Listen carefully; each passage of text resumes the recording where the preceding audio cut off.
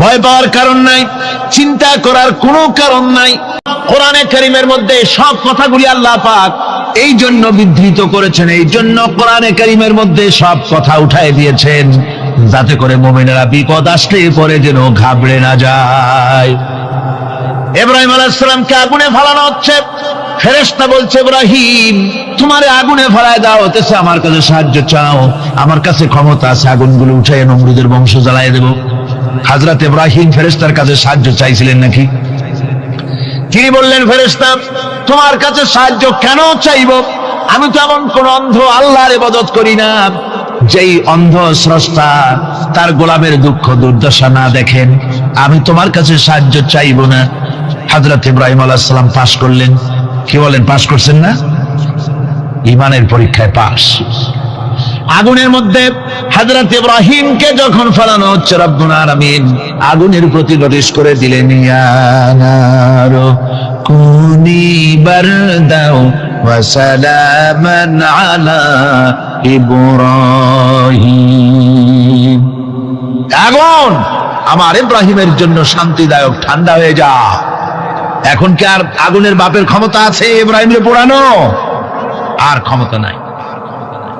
আমার বন্ধুগণ, ইব্রাহিম আগুনের ভিতরে আরামে বসা আছেন, আর ওদিকে নমরুদ বসে বসে দেখতেছে দূর থেকে। ইব্রাহিম তো জ্বলে না, গায়ের মধ্যে আগুন জ্বলে গেল। ডাক দিয়া কয়, আগুন তোর হলো কি? কেন জ্বালাইতে পারিস না আমার দুশমন রে? হলোটা কি তোর? তোর কি জ্বালানোর শক্তি বন্ধ হয়ে গেল নাকি? আগুনের ভিতর থেকে জবাব এলো, নমরুদ রে আমার ভিতরে জ্বালানোর শক্তি আছে কি নাই যদি প্রমাণ করতে চাও, টেস্ট করতে চাও, তুই নিজে আয়, তোরে শুদ্ধ তামাম দুনিয়া জ্বালাই দিতে পারি, ইব্রাহিমের এক গাছা পশমও জ্বালাইতে পারি না। তার কারণ হচ্ছে আমি হচ্ছি মাখলুক, আল্লাহ হচ্ছেন খালিক। আল্লাহ আমাকে বলেছেন না জ্বালাতে, তুমি 1000 বার বললেও আমি ইব্রাহিমকে জ্বালাইতে পারবো না। কোরআনে কারীমে ঘটনা বলে মুমিনদেরকে সাহস দেওয়া হচ্ছে, মুমিনেরা দ্বীনের কাজ করতে গিয়ে বিপদ আবাজ আসবে, ঈমানের দাবি হলো বিপদ আসবে, আর বিপদ আসলে ঘাবড়ায় যেও না, মুসিবতে পড়ে চিন্তায় পেরেশানে হয়রান হয়ে যেও না। বিশ্বকবি আল্লামা ইকবাল কি সুন্দর করে বলেছেন, আজ ভি হোক জু ইব্রাহিম কা ইমা पैदा आग कर सकती है एक अंदाज गुलिस्तां पैदा। ইব্রাহিমের ঈমান যদি আজিও কোথাও হয় বিদ্যমান, করতে পারেন অগ্নিকুণ্ডে খুবসুরত এক গুলিস্তান। আজও যদি আগুনের ভিতরে কোন নমরুদ কোন ইব্রাহিমকে যদি ফেলে দেয়, আল্লাহ রাব্বুল আলামিন আজও আগুনকে ফুলের বাগান বানায়া দিবেন। সুবহানাল্লাহ। ভয় পাওয়ার কারণ নাই, চিন্তা করার কোনো কারণ নাই। আমার বন্ধুগণ, হযরতে হুদ আলাইহিস সালামকে যখন সমাজের লোকেরা, রাষ্ট্রের লোকেরা ঘিরে ফেলে দিল, সমাজ শক্তি, রাষ্ট্র শক্তি যখন তাকে ঘিরে ফেলে দিল, ষড়যন্ত্রের পাহাড় তুলে দিল, তারে মেরে ফেলে দিবে, হযরত হুদ দেশ থেকে তা পালায় গেলেন না, ভয় পেলেন না। হযরতে হুদ আলাইহিস সালাম বললেন, কোরআনে কারীমে হযরত হুদের কথা কোট করা হলো, ফাকিদুনি জামিআন সুম্মা লা তুনজিরুন। সম্মিলিতভাবে ষড়যন্ত্র করো আমার বিরুদ্ধে, সবাই মিলে ষড়যন্ত্র করো, সুম্মা লা তুনজিরুন, আর আমাকে এতটুকু অবকাশ তোমরা দিও না।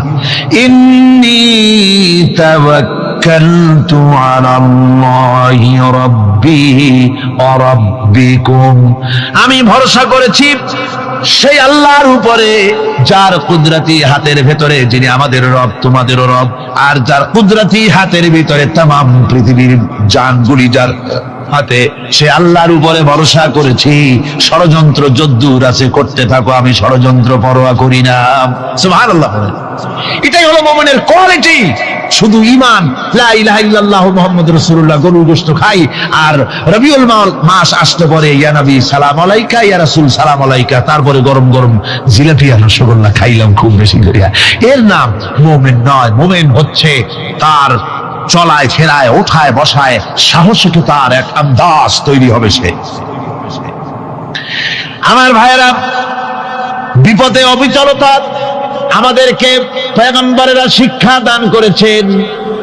আমরা দেখতে পেয়েছি বিশ্বনবী জনাবে মুহাম্মদুর রাসূলুল্লাহ সাল্লাল্লাহু আলাইহি ওয়াসাল্লাম হিজরতের রাত, কাফেররা চতুর্দিকে দাঁড়ানো। হযরত জিবরাইল এসে বলেন, ইয়া রাসূলুল্লাহ, হে কাফেররা চতুর্দিকে ঘিরে দাঁড়িয়েছে, গভীর রাত, এখন হাতে তাদের তরবারি, সকাল হলে পরেই তারা আপনাকে মেরে ফেলে দিবে, তাড়াতাড়ি ওঠেন, মদিনার দিকে চলে যান। আল্লাহ নবী ঘুমের থেকে জেগে হযরত আলীকে ডেকে বলেন, আলী, আল্লাহ অর্ডার করেছেন, আমি মদিনায় চললাম, আমার বিছানার পরে আমার চাদর গায়ে দিয়ে শুয়ে থাকো। হযরত আলী বলেন, আল্লাহর হাবিব, আপনার চাদর গায়ে দিয়ে ঘুমিয়ে থাকবো, সকালবেলায় কাফির বেঈমানেরা আপনার বিছানার পরে আপনার চাদর গায়ে দেওয়া অবস্থায় আমি আলীকে তারা মুহাম্মদ মনে করবে, আর আমি আলীকে নবী মনে করে তারা তাদের তরবারি দিয়া কেটে কেটে টুকরা টুকরা করে আমারে বিদায় করে দেবে দুনিয়া থেকে। এতটুকুনো পরোয়া করি না, বরং আমার দিলের মধ্যে এটাই তৃপ্তি থাকবে যে আমি আলীর জীবনের বিনিময় আল্লাহর হাবিব দুনিয়ায় বেঁচে আছে। কোরআনে কারিমে রব্বুল আলামিন বলছেন, ওয়ামা তিলকা বিয়ামিনিকা ইয়া মূসা, হে মূসা, তোমার ডান হাতে ওটা কি? মূসা আলাইহিস সালাম বললেন, হিয়া আসায়া, এটা একটা লাঠি, এর উপরে আমি ভর করে দাঁড়াই, এ দিয়ে আমি গাছের পাতা পাড়ি, ছাগল ভেড়ারে খাওয়াই, এ দিয়ে আমি ছাগল ভেড়াগুলি বন্য প্রাণী থেকে রক্ষা করি, এর উপরে মাঝে মধ্যে আমি অনেক সময় দাঁড়ায় থেকে ক্লান্ত হলে এই লাঠির উপরে ভর করে দাঁড়াই, তাছাড়াও আরো অনেক কাজ আমি এই লাঠি দিয়ে করি। প্রশ্ন হচ্ছে, আল্লাহ জিজ্ঞেস করলেন তোমার ডাইন হাতে ওটা কি? জবাব দিলি, স্যার এটা একটা লাঠি, এ দিয়ে গাছের পাতা পাড়ি, ভেড়া ছাগল ঠেকাই, তারপরে আমি এর উপরে ভর করে দাঁড়াই। এত কথার দরকার কি? দরকার এই জন্যে, আশেক যখন কথা বলার সুযোগ পায় মাশূকের সাথে, মন চায় সময়টা অল্পের মধ্যে যেন শেষ না হয়ে যায়। এখানে আশেক হচ্ছেন হযরত মূসা আলাইহিস সালাম, মাশূক হচ্ছেন আল্লাহ সুবহানাহু ওয়া তাআলা। তিনি কথা বলছেন, এই কথার সুযোগটা যেন অল্পের মধ্যে শেষ না হয়ে যায়, এই জন্য সময়টাকে দীর্ঘায়িত করার জন্য মূসা আলাইহিস সালাম এ ধরনের বক্তৃতা বিবৃতি করতেছিলেন। আল্লাহ রাব্বুল আলামিন বললেন, মূসা রে, তুমি বলেছো এটা লাঠি, আর লাঠির ফজিলত তুমি বর্ণনা করেছো, এছাড়াও লাঠির মধ্যে আর একটা কুদরত আছে, তুমি জানো না? তুমি তোমার হাতের লাঠিটা ছেড়ে দাও। লাঠি তিনি ছেড়ে দিলেন, হিয়া হাইয়াতুন তাসআ, একটা বিরাট অজগর হয়ে গেল। মূসা আলাইহিস সালাম ভয় পেলেন। আল্লাহ বললেন, ভয় পেও না, খুযহা ওয়ালা তাখাফ, ভয় পেও না, এটাকে ধরো। মূসা আলাইহিস সালাম দেখলেন আল্লাহ বলতেছেন ভয় পেও না, এরপর তো ভয় করাই উচিত না। মূসা আলাইহিস সালাম ধরলেন, সাথে সাথে সাপ কি হয়ে গেল? লাঠি হয়ে গেল। আমি পুরা ঘটনা বলবো না, মুজিজার কথাটাই বলতেছি। এরপরে যখন ফেরাউন তার জাদুকরদের নিয়ে জাদুর প্রদর্শনী করলো, জাদুকরেরা তাদের হাতের কাছে যা কিছু ছিল মন্ত্রপুত করলো, সেগুলি সিংহ হলো, বাঘ হলো, সরীসৃপ হলো, মূসা আলাইহিস সালামের উপরে ঝাঁপায় পড়লো।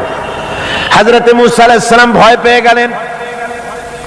আল্লাহ রাব্বুল আলামিন বললেন, মূসা রে, ভয় পাওয়ার কোনো কারণ নাই, তোমাকে বাতিলের বিরুদ্ধে ময়দানে নামাইয়া তোমাকে একা আমি ছেড়ে দেই নাই, আমি আল্লাহ রাব্বুল আলামিন তোমার সাথে আছি, তুমি তোমার হাতের লাঠি ছেড়ে দাও। মূসা আলাইহিস সালাম লাঠি ছাড়লেন, তো সাপ হয়ে গেল। সাপ হয়ে যখন হা করেছে, ফেরাউনের জাদুকরদের তৈরি করা বাঘ, সিংহ, সাপ সব গিয়ে মূসা আলাইহিস সালামের এই লাঠি মার্কা সাপের পেটের মধ্যে গিয়ে ঢুকলো। জাদুকরেরা মনে করলো আমরা যেটা দেখাইছি সেটা নিশ্চয়ই জাদু। মূসা আলাইহিস সালাম যেটা দেখাইছেন এটা জাদু হতেই পারে না, কারণ হচ্ছে জাদু খেয়ে ফেলে দেয়, ওটা জাদু হয় কি করে? এটা জাদু না, এটা জাদুর চাইতে বড় কোনো জিনিস, জাদুর বাবা অথবা দাদা, এই জাতীয় কিছু একটা হবে। বন্ধুগণ, এর নাম মুজিজা। এর নাম কি? মুজিজা। রাসূল পাক সাল্লাল্লাহু আলাইহি ওয়াসাল্লাম যখন পৃথিবীতে আসেন, তখন ছিল সাহিত্যের প্রভাব। সাহিত্য এত প্রভাবিত, তখন প্রভাব বিস্তার করেছে যে তারা কবিতা রচনা করে করে, সাহিত্য রচনা করে করে কাবা শরীফের সাথে লটকায় দিত, চ্যালেঞ্জ করত, পারলে এইটার সাথে মোকাবেলা করো। সেই যুগে আল্লাহ পাক নাজিল করলেন কোরআন। রাসূল পাক সাল্লাল্লাহু আলাইহি ওয়াসাল্লামের জীবনে 3000 মুজিজা রয়েছে। এই 3000 মুজিজার ভিতরে রাসূলুল্লাহ সবচেয়ে বড় মুজিজা হচ্ছে কোরআন। কোরআনে কারীম, কোরআনের মুজিজা আল্লাহ দিয়ে দিলেন। এমন সাহিত্য আল্লাহ পাক নাজিল করলেন, সাহিত্য, কবিত্ব সব কিছু এর সামনে মাথা নত করে দিল। শুধু সেকালে নয়, সেই কালে, আজকের কালে, ভবিষ্যৎ কালে, কিয়ামত পর্যন্ত কোরআনের সাহিত্যিক মানকে উতরে যাবে। এমন সাহিত্যিকের জন্ম হয় নাই, হবেও না। সুবহানাল্লাহ। আমি বলতেছিলাম, নবীদেরকে 3টা জিনিস দেওয়া হয়েছে সমানভাবে। ওহী দেওয়া হয়েছে, মুজিজা দেওয়া হয়েছে, উন্নত মানের চরিত্র দেওয়া হয়েছে। হযরত দাউদ আলাইহিস সালামকে যে মুজিজা দেওয়া হলো, দাউদ আলাইহিস সালাম ইন্তেকাল করলেন, মুজিজা তার কবরে চলে গেল। আজ আর পৃথিবীতে কোন মানুষ লোহা ধরে চাপ দিলে পানি হয়ে পড়ে যাবে না। সুলাইমান আলাইহিস সালাম ইন্তেকাল করলেন, মুজিজা কবরে নিয়ে চলে গেলেন। আজ আর পৃথিবীর কোন মানুষ বিনা ইঞ্জিনে তক্তায় বসলে প্লেনের মতো করে আর উড়বে না। হযরত মুসা আলাইহিস সালাম ইন্তেকাল করেছেন, মুজিজা তার কবরে চলে গেছে। আজ আর যত ফুফা দেওয়া হোক না কেন, কোন ফুতে লাঠি আর সাপ হবে না। কি বলেন, লাঠি আর সাপ হবে কারো? হবে না। হযরত ঈসা আলাইহিস সালাম দুনিয়া থেকে বিদায় হয়ে গেলেন, মুজিজা তার সাথে চলে গেল। হযরত ঈসা আলাইহিস সালামকে আল্লাহ রাব্বুল আলামিন উঠায় নিলেন। তিনি ইন্তেকাল করেন নাই, তাকে আল্লাহ উঠায় নিয়েছেন। হযরত ঈসার সাথে মুজিজাও চলে গেল। আজ আর কেউ জন্মান্ধের চোখের উপরে হাত বুলালে চোখ ভালো হয় না। তার মানে নবীরাও শেষ, মুজিজাও শেষ। একজন মাত্র নবী জনাবে মুহাম্মদ রাসূলুল্লাহ সাল্লাল্লাহু আলাইহি ওয়াসাল্লাম ইন্তেকাল করেছেন, কিন্তু তার মুজিজা কবরে নিয়ে যান নাই। তার মুজিজা কোরআন আজও আছে, আর কিয়ামত পর্যন্ত রাসূলুল্লাহর মুজিজা থাকবে।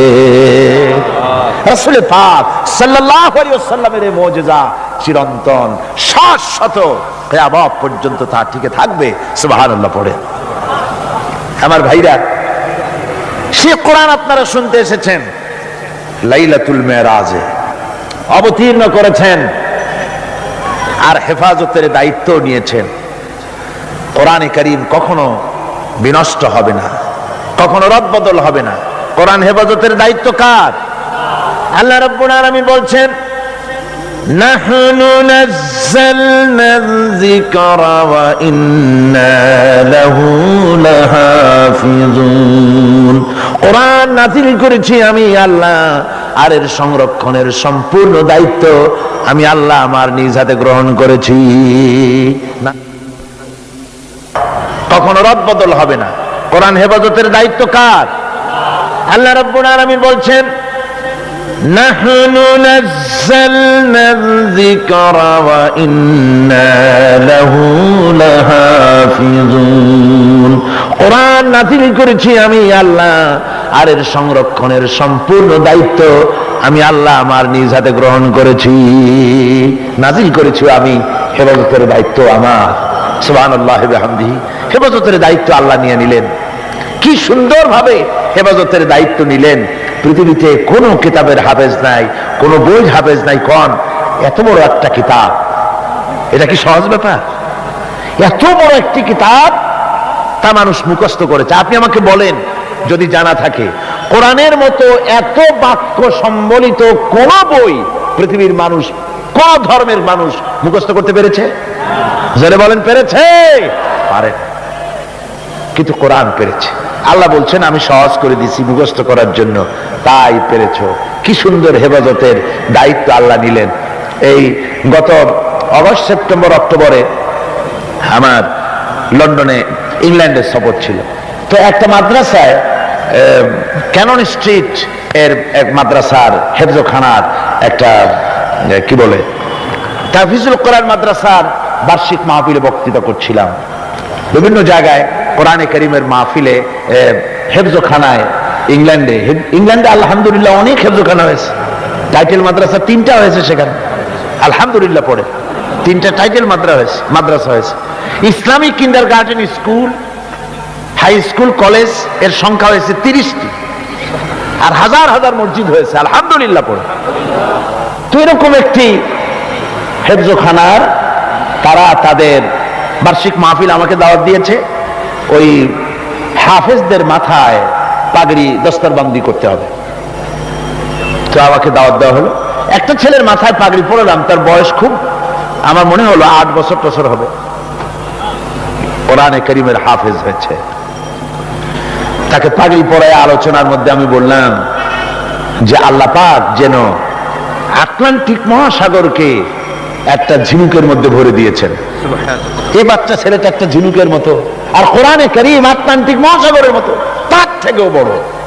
এই ঝিনুকের মধ্যে আল্লাহ পাক হেফাজত করেছেন। কোরআনে কারীম আল্লাহ পাক এভাবে মানুষকে মুখস্থ করার সুযোগ করে দিয়ে কোরআন হেফাজতের ব্যবস্থা করেছেন।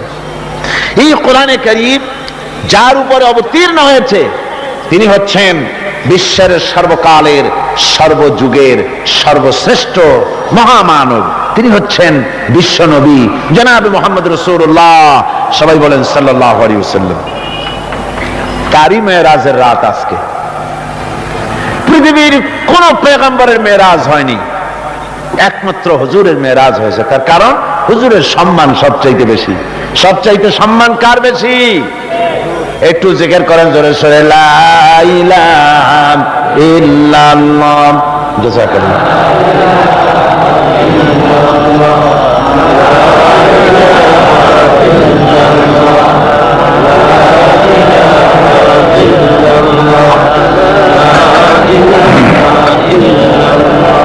লা ইলাহা ইল্লাল্লাহু মুহাম্মাদুর রাসূলুল্লাহ। রাসূলের মেরাজ পৃথিবীর কোন পয়গম্বরের কিসমতে যা হয়নি তাই হয়েছে রাসূলের কিসমতে। ধুলির ধরা থেকে একজন মানুষকে, একটা স্থূল ওজনদার একজন মানুষ, জড়দেহ, এই মানুষকে পৃথিবীর মাটি থেকে মহাশূন্য পাড়ি দিয়ে কেমনে নিয়ে গেল আকাশে, এ নিয়ে বহুত প্রশ্ন হয়েছে। কেউ কেউ মেরাজকে অস্বীকার করেছে, কেউ বলেছে হ্যাঁ মেরাজ মানি, তবে মেরাজ সশরীরে হয় নাই, মেরাজ হয়েছে স্বপ্নে। আবার কেউ বলেছেন মেরাজ হয়েছে, এটা একটা আত্মিক ব্যাপার, স্পিরিচুয়াল ব্যাপার, সশরীরে মেরাজ। অনেকে অস্বীকার করেছেন। তাদের যুক্তি হলো যে ল অফ গ্রাভিটেশন, মাধ্যাকর্ষণ শক্তি পাড়ি দিয়ে একটা স্থূল জড় শরীর, এটা উঠলো কি করে? এটা তো ওঠার কথা নয়। আপেল গাছ থেকে আপেলটা ছিঁড়ে যখন পড়ে তখন তো উপরে যায় না, সেটা মাধ্যাকর্ষণ শক্তির বলে নিচে নামে, উপরে তো যায় না। কাজে মাধ্যাকর্ষণ শক্তি ল অফ গ্রাভিটেশনকে পার হয়ে কি করে একটা মানুষ উপরে চলে গেল? এ হলো 1 নম্বর প্রশ্ন, যারা অস্বীকার করে তাদের প্রশ্ন। 2 নম্বরে তাদের প্রশ্ন যে বুঝলাম না হয় কোনো কায়দা করে গেলেন, যায়া সে কি ঘরের কাছের ব্যাপার? কোথায়? এখান থেকে চাঁদ হলো 2,32,000 মাইল, সূর্য হলো 9,30,00,000 মাইল, তারপরে মিল্কি ওয়ে, গ্যালাক্সি, এগুলি তারকার রাজ্য, উপগ্রহের রাজ্য, গ্রহের রাজ্য। তারা বলছে এটা একটা কথা নাকি? ওদের মাথায় ঢোকে না, বিশ্বাসই করতে চায় না। হুজুর ফিরে এসে যখন বসেছেন, তারপরে আবু জাহেল এসে তো বলছে যে মুহাম্মদ সাল্লাল্লাহু আলাইহি সাল্লাম প্রত্যেক দিনই তো নতুন নতুন কথা কও, আজকে কোনো নতুন কথা আছে নাকি? হুজুর বলছেন হ্যাঁ কথা আছে। কি বলে? এই যে শেষ রাত্রে আমার ফুফু উম্মু হানির ঘরের থেকে জিবরাইল এসে আমারে নিয়ে গেল, বাইতুল মাকদাসে গেলাম, 2 রাকাত নামাজ পড়লাম, এরপরে ওইখান থেকে আমাকে 7 আকাশ পাড়ি দেওয়া হলো, মহাশূন্য পাড়ি দিয়ে 7 আকাশ পাড়ি দিয়ে তারপরে আরশে আজিমে গেলাম, আল্লাহর সঙ্গে কথা বললাম, বেহেশত দোজখ দেখলাম, এরপরে এই যে আইসা কেবল ফজর পড়ে বসছি। আবু জাহেল কয় যে সর্বনাশ খাইছে, এতদিন মনে করছিলাম তুমি পাগল, কিন্তু কোনো সবুত ছিল না, আর আজকে দলিল মিলে গেল, প্রমাণ মিলে গেল তুমি একটু বদ্ধ পাগল। যেরকম নাউযুবিল্লাহি মিন যালিক। আবু জাহেল মনে মনে খুব খুশি হলো, বলল মুহাম্মদ সাল্লাল্লাহু আলাইহি ওয়াসাল্লাম তুমি কি অনুমতি দিবে? তুমি যেভাবে এই ঘটনা বললে এটা আমি মানুষকে বলে বেড়াই, অবশ্যই তুমি যাও বলে আসো। আবু জাহেল মনে করলো এটাই হলো গোল্ডেন অপরচুনিটি, এটাই হলো সুবর্ণ সুযোগ। তার সবচাইতে বেশি ভক্ত এবং অত্যন্ত আন্তরিক অন্তরঙ্গ বন্ধু হযরত আবু বকর, এই লোকটাকে খসাতে পারলেই বাজিমাত হবে। তার বাড়ি গিয়ে বলছেন, আবু বকর শুনেছে বলে কি? কয় যে মুহাম্মদ সাল্লাল্লাহু আলাইহি সাল্লাম পাগল হয়ে গেছে। বলে কি রকম? কয় যে এই সব কথা তিনি বলতেছেন এখন। হযরত আবু বকর বলছেন, আবু জাহেল তুমি যা বললে আমার রাসূল কি হুবহু এরকম বলেছেন? আবু জাহেল বলছে, হ্যাঁ ঠিক এরকমই বলেছে। হযরত আবু বকর বলছেন, আবু জাহেল শোনো, হুজুর সত্য বলেছেন, নিঃসন্দেহে তার মেরাজ হয়েছে, কোনো সন্দেহ নাই। হযরত আবু বকর আবু জাহেলকে ধরে নিয়ে আসলেন কাবা শরীফে, মসজিদে হারামে এসে বলছেন, হুজুর আমি এই আবু জাহেলের কাছে শুনলাম আপনি নাকি কি কি বলেছেন। হুজুর মেরাজের ঘটনা শোনালেন। হযরত আবু বকর বললেন, আপনি সত্য বলেছেন। হুজুর বলেন, আবু বকর তুমি আজ থেকে সিদ্দিক। সুবহানাল্লাহ। ভাইরা, মেরাজকে অনেকেই অস্বীকার করেছে, আর অস্বীকার করার যুক্তি কারো কারো থাকতে পারে যাদের ঈমান দুর্বল। কি করে সম্ভব? সজাগ করিয়া কিভাবে এই হাজার হাজার লক্ষ কোটি কোটি মাইল পাড়ি দিয়ে কিভাবে নিয়ে গেল, এটা কেমনে সম্ভব? এটা মানুষের মাথায় সহজে ঢুকবে না। মানুষের মাথায় সহজে ঢুকবে কোন? কি বলেন ঢুকবে? বিষয়টা খুবই কঠিন, বিষয়টা সহজে মানুষের মাথায় ঢুকবে না। এই জন্যে ঘটনাটা যেখানে আল্লাহ শুরু করেছেন, তিনি ঘটনাটা বর্ণনা দিচ্ছেন এইভাবে, সুবহানাল্লাযী আসরা বিআবদিহি লাইলাম মিনাল মাসজিদিল হারামি ইলাল মাসজিদিল আকসাল্লাযী বারাকনা হাওলাহু লিনুরিয়াহু মিন আয়াতিনা ইন্নাহু হুয়াস সামিউল বাসীর। সাদাকাল্লাহুল আযীম। ঘটনাটার বিবরণ দিচ্ছেন আল্লাহ এভাবে, শুরু করছেন সুবহানাল্লাযী আসরা বিআবদিহি, সমস্ত অক্ষমতা দুর্বলতা থেকে মুক্ত সেই মহান সত্তা যিনি তার বান্দাকে ইসরা করিয়েছেন লাইলান, লাইলান রাতের একটি অংশ, পুরা রাত লাগে নাই, রাতের একটি অংশে তার বান্দাকে তিনি ইসরা করিয়েছেন। মিনাল মসজিদিল হারাম ইলাল মসজিদিল আকসা, মসজিদে হারাম থেকে মসজিদে আকসা পর্যন্ত রাতের একটি অংশে ইসরা করিয়েছেন। রাতের ভ্রমণকে আরবিতে ইসরা বলা হয়। আর এই বাইতুল মুকাদ্দাস থেকে আরশ আজিম পর্যন্ত ভ্রমণের নাম হচ্ছে মেরাজ, সিঁড়ি।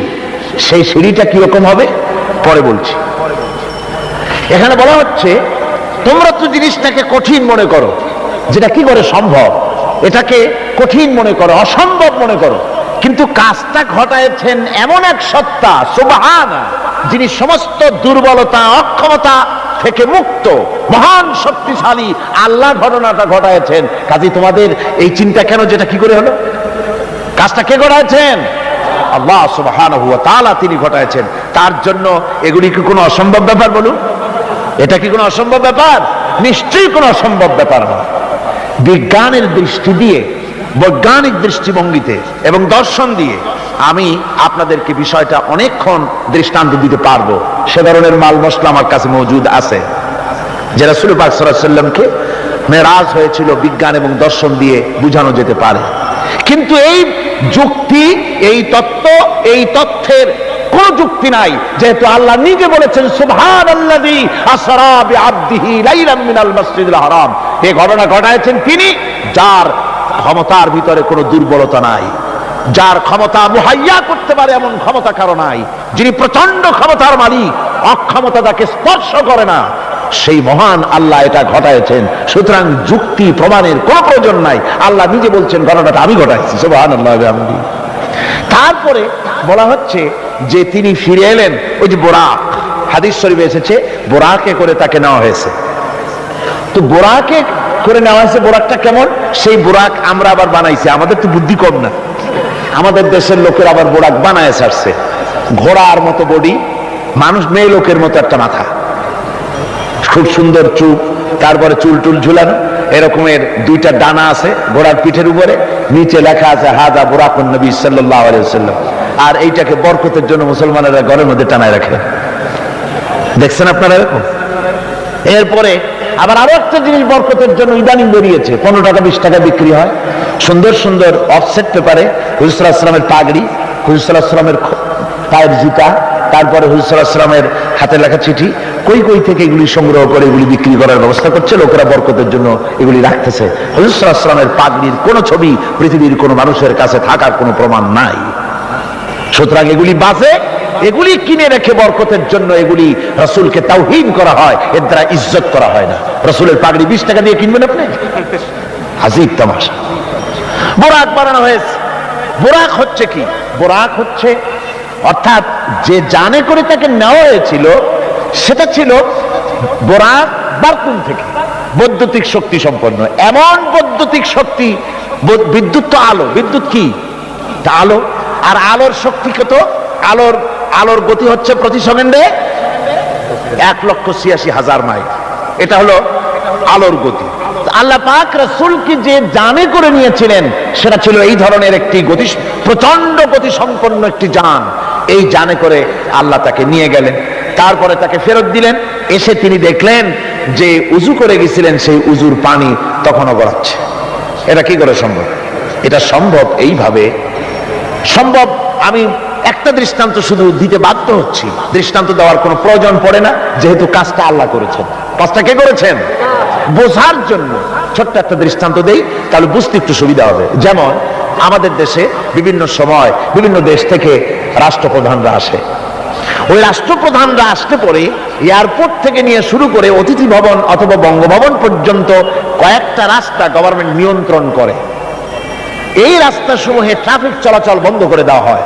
পত্র পত্রিকা, রেডিও, টেলিভিশন ঘোষণা করে যে রাষ্ট্রীয় অতিথি বিমানবন্দর থেকে শুরু করে তার অতিথি ভবন পর্যন্ত না যাওয়াকালীন এই রাস্তায় সাধারণ যানবাহন চলাচল করবে না, বেলা এতটা থেকে এতটা পর্যন্ত বন্ধ থাকবে। তারপরে মেহমান চলে গেল, মেহমান নামলো, গাড়িতে উঠলো, মোটর শোভাযাত্রা সহকারে তাকে অতিথি ভবন অথবা বঙ্গভবন নিয়ে যাওয়া হলো। এরপরে স্বাভাবিক প্রক্রিয়া, আবার ট্রাফিক চলাচল শুরু হয়ে গেল। এই রাস্তাসমূহে ট্রাফিক চলাচল বন্ধ করে দেওয়া হয়। পত্র পত্রিকা, রেডিও, টেলিভিশন ঘোষণা করে যে রাষ্ট্রীয় অতিথি বিমানবন্দর থেকে শুরু করে তার অতিথি ভবন পর্যন্ত না যাওয়াকালীন এই রাস্তায় সাধারণ যানবাহন চলাচল করবে না, বেলা এতটা থেকে এতটা পর্যন্ত বন্ধ থাকবে।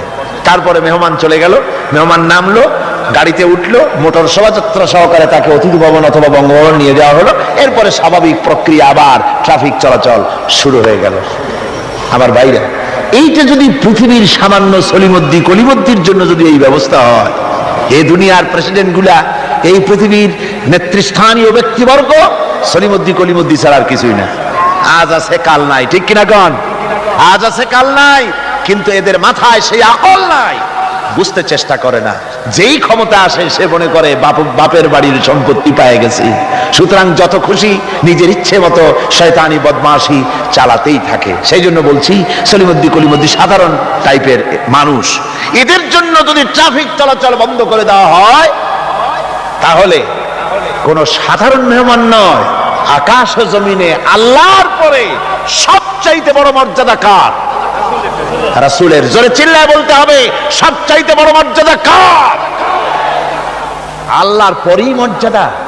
চারটিখানি কথা নয়, ভালো করে বুঝতে হবে, মাথা খাটায় বুঝতে হবে। আল্লাহর পরে সর্বশ্রেষ্ঠ মর্যাদা হচ্ছেন মুহাম্মদ রাসূলুল্লাহ সাল্লাল্লাহু আলাইহি সাল্লাম।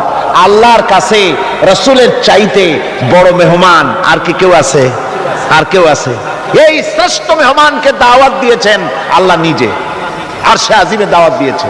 এখন মেহমানকে দাওয়াত দিয়ে আল্লাহ পাক যদি বলে থাকেন যে আমার মেহমান আমার বাড়ি আসতেছে, আর সে আজিমে আসতেছে, সুতরাং পৃথিবীর আহ্নিক গতি, এর বার্ষিক গতি, এর সময়ের গতি, এর ইথারের গতি, এর অক্সিজেন, এর পৃথিবী পরিচালনার গতি, গতিবিজ্ঞান যাকে বলা হয়, এই গতি, এই শক্তি, এই পরিচালনা শক্তি, সময়, কাল, সবটাকে আল্লাহ যদি স্টপ করে দিয়ে থাকেন, দাঁড়িয়ে থাকো জায়গায়, রাত এখন 3টা 45 মিনিট 35 সেকেন্ড, এখানে দাঁড়িয়ে থাক, আমার মেহমান আরশে আজিম ভ্রমণ করে আমার সঙ্গে কথা বলে বেহেশত দোজখ দেখে তারপরে যখন বাড়ি যাবে, এরপরে 3:35 47 থেকে আবার চালু হবে।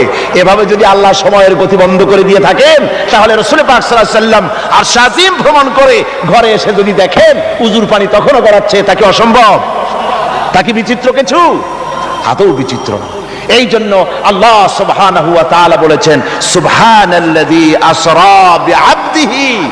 দেখুন কাজটা ঘটায়ছেন আল্লাহ পাক, তারপরে বলছেন যে তিনি তার বান্দাকে বিআবদিহি, তার বান্দা। হুজুর সাল্লাল্লাহু আলাইহি ওয়াসাল্লামের এত বড় মর্যাদা, কিন্তু এত বড় মর্যাদা হলেও তিনি আল্লাহর সমকক্ষ নন। আল্লাহর সমকক্ষ?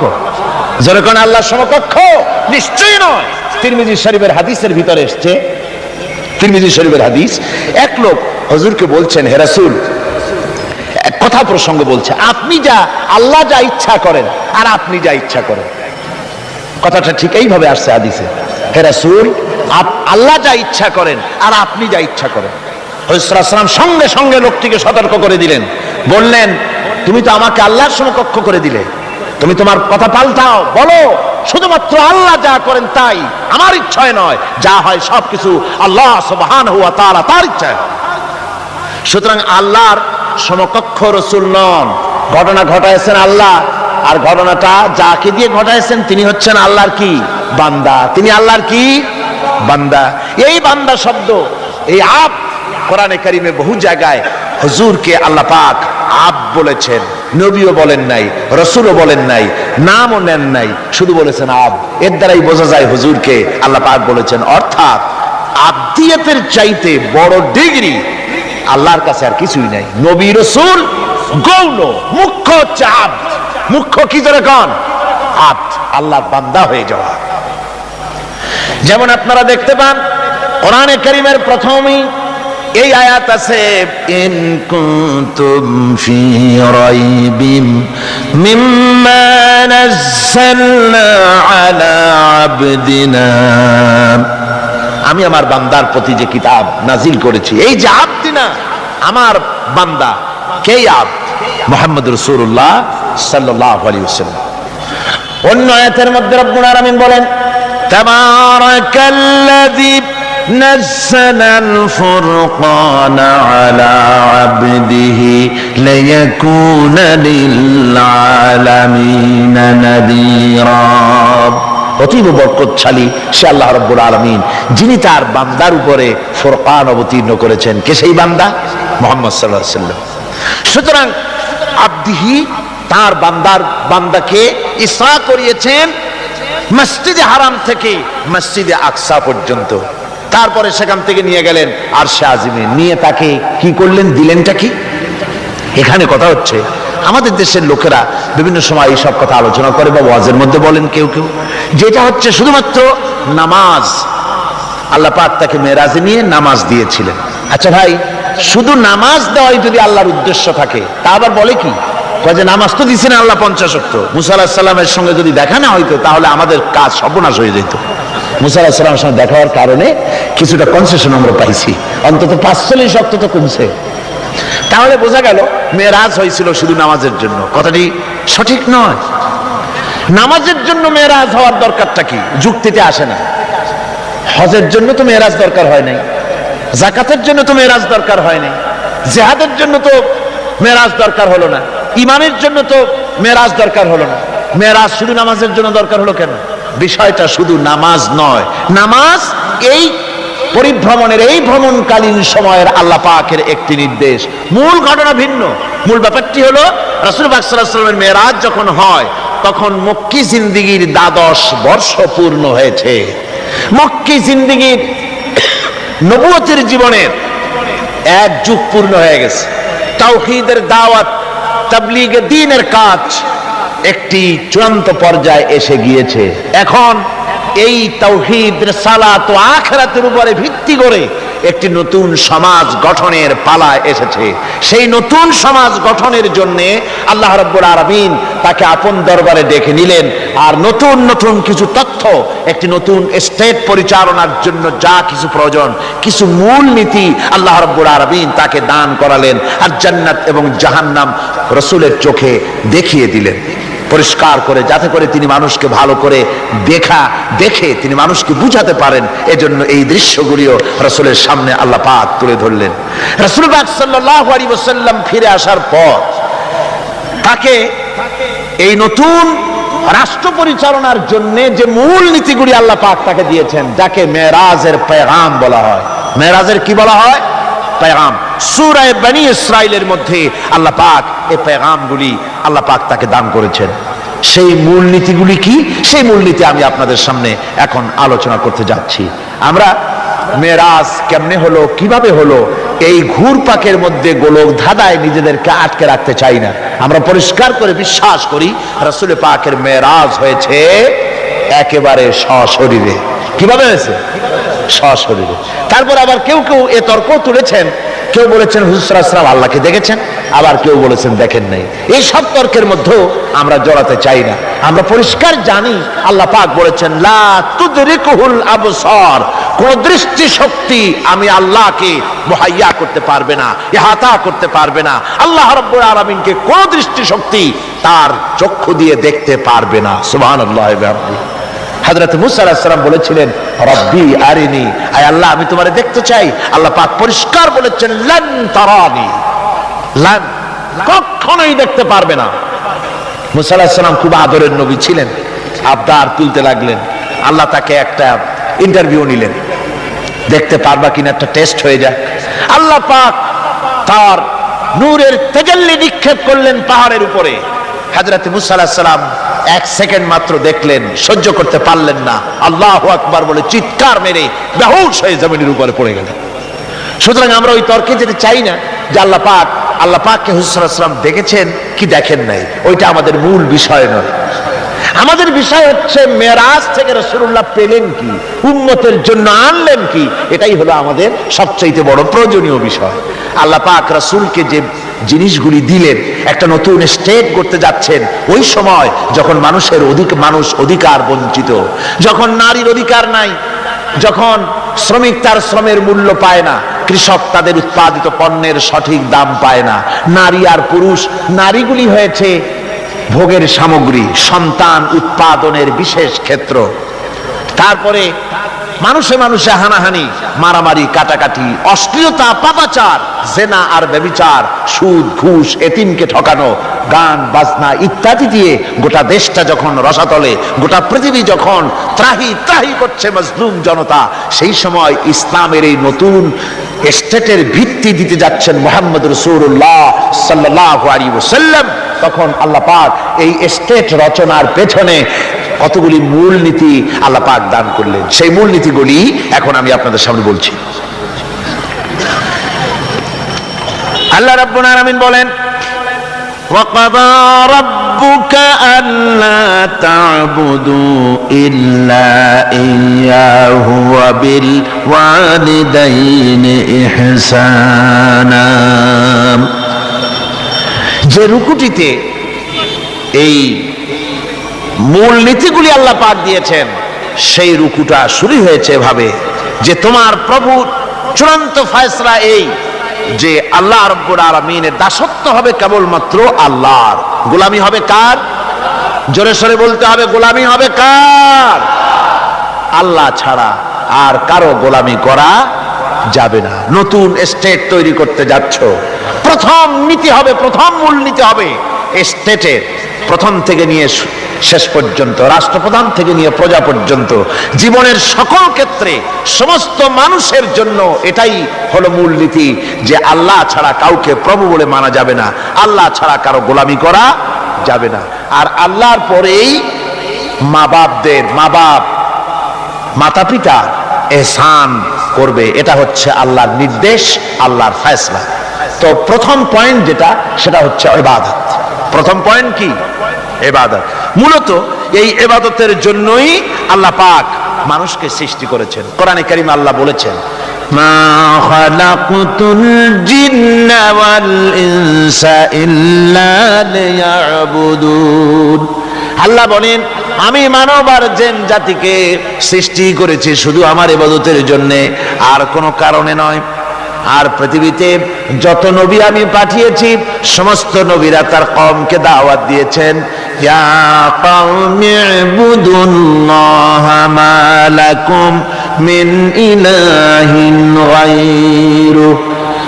আল্লাহ রাব্বুল আলামিন বলেন, দুনিয়ায় যত নবী পাঠানো হলো সমস্ত নবীরা তার জাতিকে ডেকে বলেছেন, হে আমার জাতি, হে আমার কওম, এক আল্লাহর গোলামি করো, তিনি ছাড়া তোমাদের কোনো ইলাহ নাই। এই দাওয়াত সব নবীরা দিয়েছেন। আল্লাহ পাক বলেন, এমন কোন জাতি নাই, এমন কোন উম্মত নাই যাদের কাছে নবী আমি পাঠাই নাই। ওয়ালাকাদ বাসনা ফি কুল্লি উম্মাতির রাসূলা আন ইবুদুল্লাহা ওয়াজতানিবুত তাগুত। আমি প্রত্যেক জাতির জন্য রাসূল প্রেরণ করেছি, আমি প্রত্যেক জাতির জন্য নবী প্রেরণ করেছি। তাদের দাওয়াত ছিল আন ইবুদুল্লাহ ওয়াজতানিবুত তাগুত, এক আল্লাহর গোলামি করো, এক আল্লাহর দাসত্ব করো, আর তাগুতকে বর্জন করো। তাগুত হচ্ছে সেই শক্তি যে শক্তি শুধু নিজেই আল্লাহর আইন অমান্য করে বসে থাকে না, বরং অন্যদেরকেও আল্লাহর আইন অমান্য করতে বাধ্য করে। যেমন মনিবের গোলামি করে তার চাকর, চাকর মনিবের আনুগত্য করে, এটাকে আরবিতে বলা হয় ইবাদত। সরকারের আনুগত্য করে জনগণ, এটা আরবিতে এই আনুগত্যটাকে ইবাদত বলা হয়। এভাবে গোটা পৃথিবীর যা কিছু আমরা দেখি আর দেখি না সব কিছু আনুগত্য করে আল্লাহ রাব্বুল আলামিনের। কার আনুগত্য করে? চন্দ্র, সূর্য, গ্রহ, নক্ষত্র, সৌররাজি, ভূমণ্ডল, নবমণ্ডল সব গোলামি করে আল্লাহ। সুতরাং এই গোলামিকে আমরা, এটাকে ইবাদত বলা হয়। সবাই আল্লাহর আনুগত্য করছে, আল্লাহর ইবাদত করছে। যে ব্যক্তি বিদ্রোহ করেছে এবং দুনিয়ার জীবনকে অগ্রাধিকার দিয়েছে তার জায়গা হচ্ছে জাহান্নাম। জোরে বলেন নাউজুবিল্লাহ। যে ব্যক্তি আল্লাহর সঙ্গে বিদ্রোহ করেছে আর পরকালের জন্য পাথর জোগাড় করে নাই, দুনিয়াকে অগ্রাধিকার দিল, পরকালকে ভুলে গেল, তার জায়গা হলো জাহান্নাম। ওয়াম্মা মান খাফা মাকামা রাব্বিহি ওয়া নাহান নাফসা আনিল হাওয়া ফাইন্নাল জান্নাতা হিয়াল মাওয়া। আর যে ব্যক্তি আপন প্রভুর সামনে উপস্থিত হকে ভয় করেছে এবং আপন প্রবৃত্তিকে লালসা মুক্ত করেছে, লালসার হাত থেকে রক্ষা করেছে, আল্লাহ রাব্বুল আলামিন কিয়ামতের দিন তার জন্য রেখে দিয়েছেন জান্নাত। তার জন্য কোন জায়গা? জান্নাত। আমাদেরকে পরকাল ভিত্তিক জীবন যাপন যদি করি তাহলে কবরের জবাবগুলি খুব আসান হবে। আর যদি পরকাল ভিত্তিক জীবন যাপন না হয়, কবরটা মুসিবত হয়ে যাবে। হযরত ওসমান রাদিয়াল্লাহু তাআলা আনহু কবরের কাছে গিয়ে খুব কাঁদতেন। সাহাবায়ে কেরাম প্রশ্ন করেছেন, হুজুর, রাসূল করিম সাল্লাল্লাহু আলাইহি সাল্লাম যখন জান্নাত ও জাহান্নামের ওয়াজ করেন কখনো তো এত বেশি আপনি কাঁদেন না, যত বেশি কাঁদেন কবরের কাছে এসে, কারণ কি? হযরত ওসমান রাদিয়াল্লাহু তাআলা আনহু বলতেন, আমার সাথীরা, আমি আমার হাবিবের কাছে, আল্লাহ রাব্বুল আলামিনের রাসূলের কাছে আমি শুনেছি এই কবরটাই হলো প্রথম স্টেশন, এই কবরটাই হলো প্রথম ইমিগ্রেশন কাউন্টার। এই জায়গায় যদি কেউ ধরা পড়ে যায়, কারো যদি চার্জশিট হয়ে যায়, সব জায়গায় ধরা পড়ে যাবে, হাসরে মিজানে সিরাতে কোনো জায়গায় নাজাত পাবে না। আর এই কবরটা যদি কেউ মুক্তি পেয়ে যায়, মিজান, সিরাত, হাসর সব জায়গা থেকে আল্লাহ তারে ভালোভাবে পার করে দিবেন। এটা হলো আসল জায়গা, মারাত্মক জায়গা, খুব মারাত্মক জায়গা। আমি এটাকে ইমিগ্রেশন কাউন্টার বলেছি আমার ভাষায়। ইমিগ্রেশন কাউন্টার যারা বিদেশ ভ্রমণ করেছেন তারা জানেন। লন্ডন যাবেন, আমেরিকা যাবেন, সৌদি আরব যাবেন, যে কোনো বিদেশে যাবেন, গেলেই পাসপোর্ট তারা দেখবে। পাসপোর্টে আপনার ন্যাশনালিটি কোনটা সেটাই তারা জানতে চাইবে। আপনি কোন দল করেন এটা তারা জানতে চাইবে না। আপনি কোন ভাষায় কথা বলেন তাও তাদের জানার দরকার নেই। প্রথমেই তারা আপনার ন্যাশনালিটি দেখবে, আপনার আইডেন্টিটি কি তারা জানতে চাইবে। তারপরে যদি স্যাটিসফ্যাক্টরি হয় আপনাকে ভিসা দিয়ে ভেতরে ঢোকবার ব্যবস্থা করে দেবে। আর যদি তারা স্যাটিসফাইড না হয়, তাহলে আপনাকে মেহমানখানায় ঢুকানো হবে গ্রেফতার করে। কবর হচ্ছে এ ধরনের একটি ইমিগ্রেশন কাউন্টার। কবরের ভিতরে মানুষ যখনই রাখা হবে, সঙ্গে সঙ্গে দুজন ফেরেশতা আসবে। কবরের কাছে যারা এসেছিল, দাফন হয়ে যাওয়ার পর এই লোকগুলি 40 কদম যেতে যতক্ষণ লাগে, এর মধ্যেই দুজন ফেরেশতা এসে যাবে। এসে জিজ্ঞেস করবে, মান রব্বুকা, তুমি কোন দল করতে? ওটা তাদের জানার দরকার নেই। চাকরি কিসে করতেন, ওটা জানার দরকার নেই। ব্যবসা করতেন না চাকরি করতেন, প্রয়োজন নেই। প্রথমেই জিজ্ঞাসা করা হবে ন্যাশনালিটি, প্রথমেই জিজ্ঞাসা করা হবে তার ন্যাশনালিটি সম্পর্কে, তার আইডেন্টিটিটা কি, এবং সেটাকে সত্যায়িত করার জন্য, বোঝার জন্য 3টি প্রশ্ন। প্রথম প্রশ্ন, মান রব্বুকা ওয়া মা দীনুকা ওয়া মান নাবিয়্যুকা, তোমার রব কে, তোমার দ্বীন কি, তোমার নবী কে। যদি এই ব্যক্তি বেঈমান হয়, মুনাফিক হয়, সে বলবে হায় হাতা লা আদরি, হায় হাতা লা আদরি, জানি না আমার রবকে, আমি জানি না। তোমার দিন কি, দিন কারে কয় বুঝি না। এরপরে আল্লাহর নবী জনাবে মুহাম্মদ রাসূলুল্লাহ সাল্লাল্লাহু আলাইহি ওয়াসাল্লাম কে দেখানো হবে, বলা হবে মা কুনতা তাকুলু ফি হাদার রাজুল, এই ব্যক্তি সম্পর্কে তোমার ধারণা কি নিকে? বলবে আমি চিনি না। নাউযুবিল্লাহ। বাস, এরপরে তার যা হবার তাই শুরু হয়ে যাবে। আর যদি বান্দাটা মুমিন হয়, প্রশ্ন করা হবে মান রব্বুকা, জবাব দেবে রব্বি আল্লাহ, আমার রব আল্লাহ রাব্বুল আলামিন। ওয়া মা দীনুকা, দীনুনা ইসলাম, আমার দিন হচ্ছে ইসলাম। এরপরে আল্লাহর নবীকে দেখানো হবে। কয়েক রকমের বর্ণনা আছে, কোন বর্ণনায় আছে হুজুরের আকারে দেখানো হবে, অথবা রাসূলকে সরাসরি দেখানো হবে। বলা হবে মা কুনতা তাকুলু ফি হাদার রাজুল, এই লোকটি সম্পর্কে ধারণা কি? মুমিন ব্যক্তি বলবে হাদা নবিয়ুনা মুহাম্মাদুর রাসূলুল্লাহ সাল্লাল্লাহু আলাইহি ওয়াসাল্লাম, ইনি আমার তো সেই নবী মুহাম্মাদুর রাসূলুল্লাহ সাল্লাল্লাহু আলাইহি ওয়াসাল্লাম। আমরা যেন এই রকমের জবাব দিতে পারি, আল্লাহ কবুল করো। সকলে জোরে বলেন আমিন। জবাব হয়ে যাওয়ার পর গায়ব থেকে আওয়াজ আসবে, ফাফরিশু বিল জান্নাতি ওয়ালবিসু বিল জান্নাহ, ও আমার ফেরেশতারা, আমার এই বান্দাকে জান্নাতের পোশাক পরায়া দাও, আর কবরটাকে জান্নাতের বিছানা বিছায়া দাও। জান্নাতের পোশাক পরায়া দাও, জান্নাতের বিছানা বিছায়া দাও।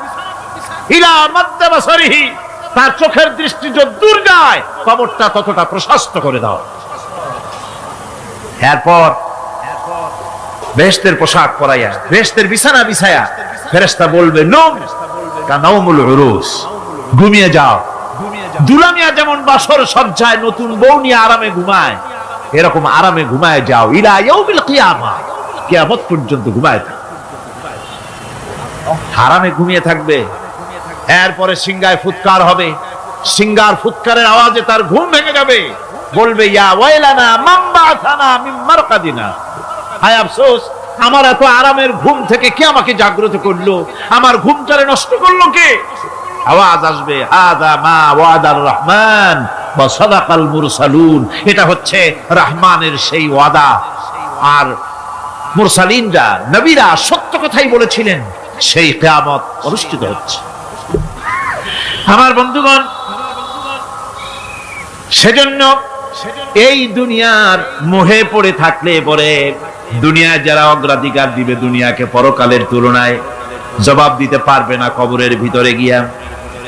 আর যারা পরকালকে অগ্রাধিকার দিবে, দুনিয়ার চাইতে পরকালকে বেশি অগ্রাধিকার দেবে, আর আল্লাহর ভয় কলিজার ভিতরে রাখবে, কবরের জবাব সঠিকভাবে দিতে পারবে, কিয়ামতের দিন আল্লাহ রাব্বুল আলামিন তাদের জন্য জান্নাত দান করবেন। জোরে বলেন আমিন। দুনিয়াটা হচ্ছে দুনিয়া যেখানে আমরা আছি। আমি আগেই বলেছি, দুনিয়া হচ্ছে আদনা শব্দ থেকে এর উৎপত্তি হয়েছে, তুচ্ছ, নিকৃষ্ট, এটার দাম নাই। এটার মূল্য নাই। হযরত ইবনে কাইয়িম রাহিমাহুল্লাহ নওয়ারাল্লাহু মারকাদাহু ওয়া জাআলাল জান্নাতা মাথওয়াহু, হযরত ইবনে কাইয়িম তিনি বলছেন, সুন্দর করে বলছেন দুনিয়া সম্পর্কে, মা মাদা ফিদ দুনিয়া আহলামুন ওয়া মা বাকিয়া মিনহা আমানি ওয়াল ওয়াক্তু বাইনাহুমা দাইউন। মা মাদা ফিদ দুনিয়া আহলামুন, জীবনের যে অংশ ফেলে এসেছি সেটা আজ একটা স্বপ্ন। ওয়া মা বাকিয়া মিনহা আমানি, আর জীবনের যে অংশ সামনে বাকি আছে সেটা এখন একটা আকাঙ্ক্ষা। ওয়াল ওয়াক্তু বাইনাহুমা দাইউন, আর এর মাঝখান থেকে সময় সব চলে যাচ্ছে। কত বড় কথা চিন্তা করেছেন? জীবনের যে অংশ ফেলে এসেছি তা আজকে স্বপ্ন, তা আজ কি বলেন? স্বপ্ন। আর সামনে যা আছে সেটা আকাঙ্ক্ষা, আর মাঝখান থেকে সময় সব চলে যাচ্ছে। এরপরে তিনি বলছেন, وَمَنْ يَسْحَبِ الدُّنْيَا يَكُنْ مِثْلَ قَابِضٍ عَلَى الْمَاءِ خَانَتْهُ فُرُوجُ الْأَصَابِعِ। দুনিয়াদারের অবস্থা হচ্ছে এই, কেউ যদি দুই হাতে পানি খামসায় ধরে, দুই হাতে কি ধরছে বলেন? দুই হাতে পানি খামসায় ধরেছে, খুব মজবুত করে ধরেছে, 2 মুঠ পানি। বলেন থাকবে কতটুকু? কতটুকু থাকবে? 1 ফোঁটাও থাকবে না। কারণ তার আঙ্গুলের ফাঁক তার সাথে খেয়ানত করবে, আঙ্গুলের ফাঁক দিয়া পানিগুলি সব বেরিয়ে চলে যাবে।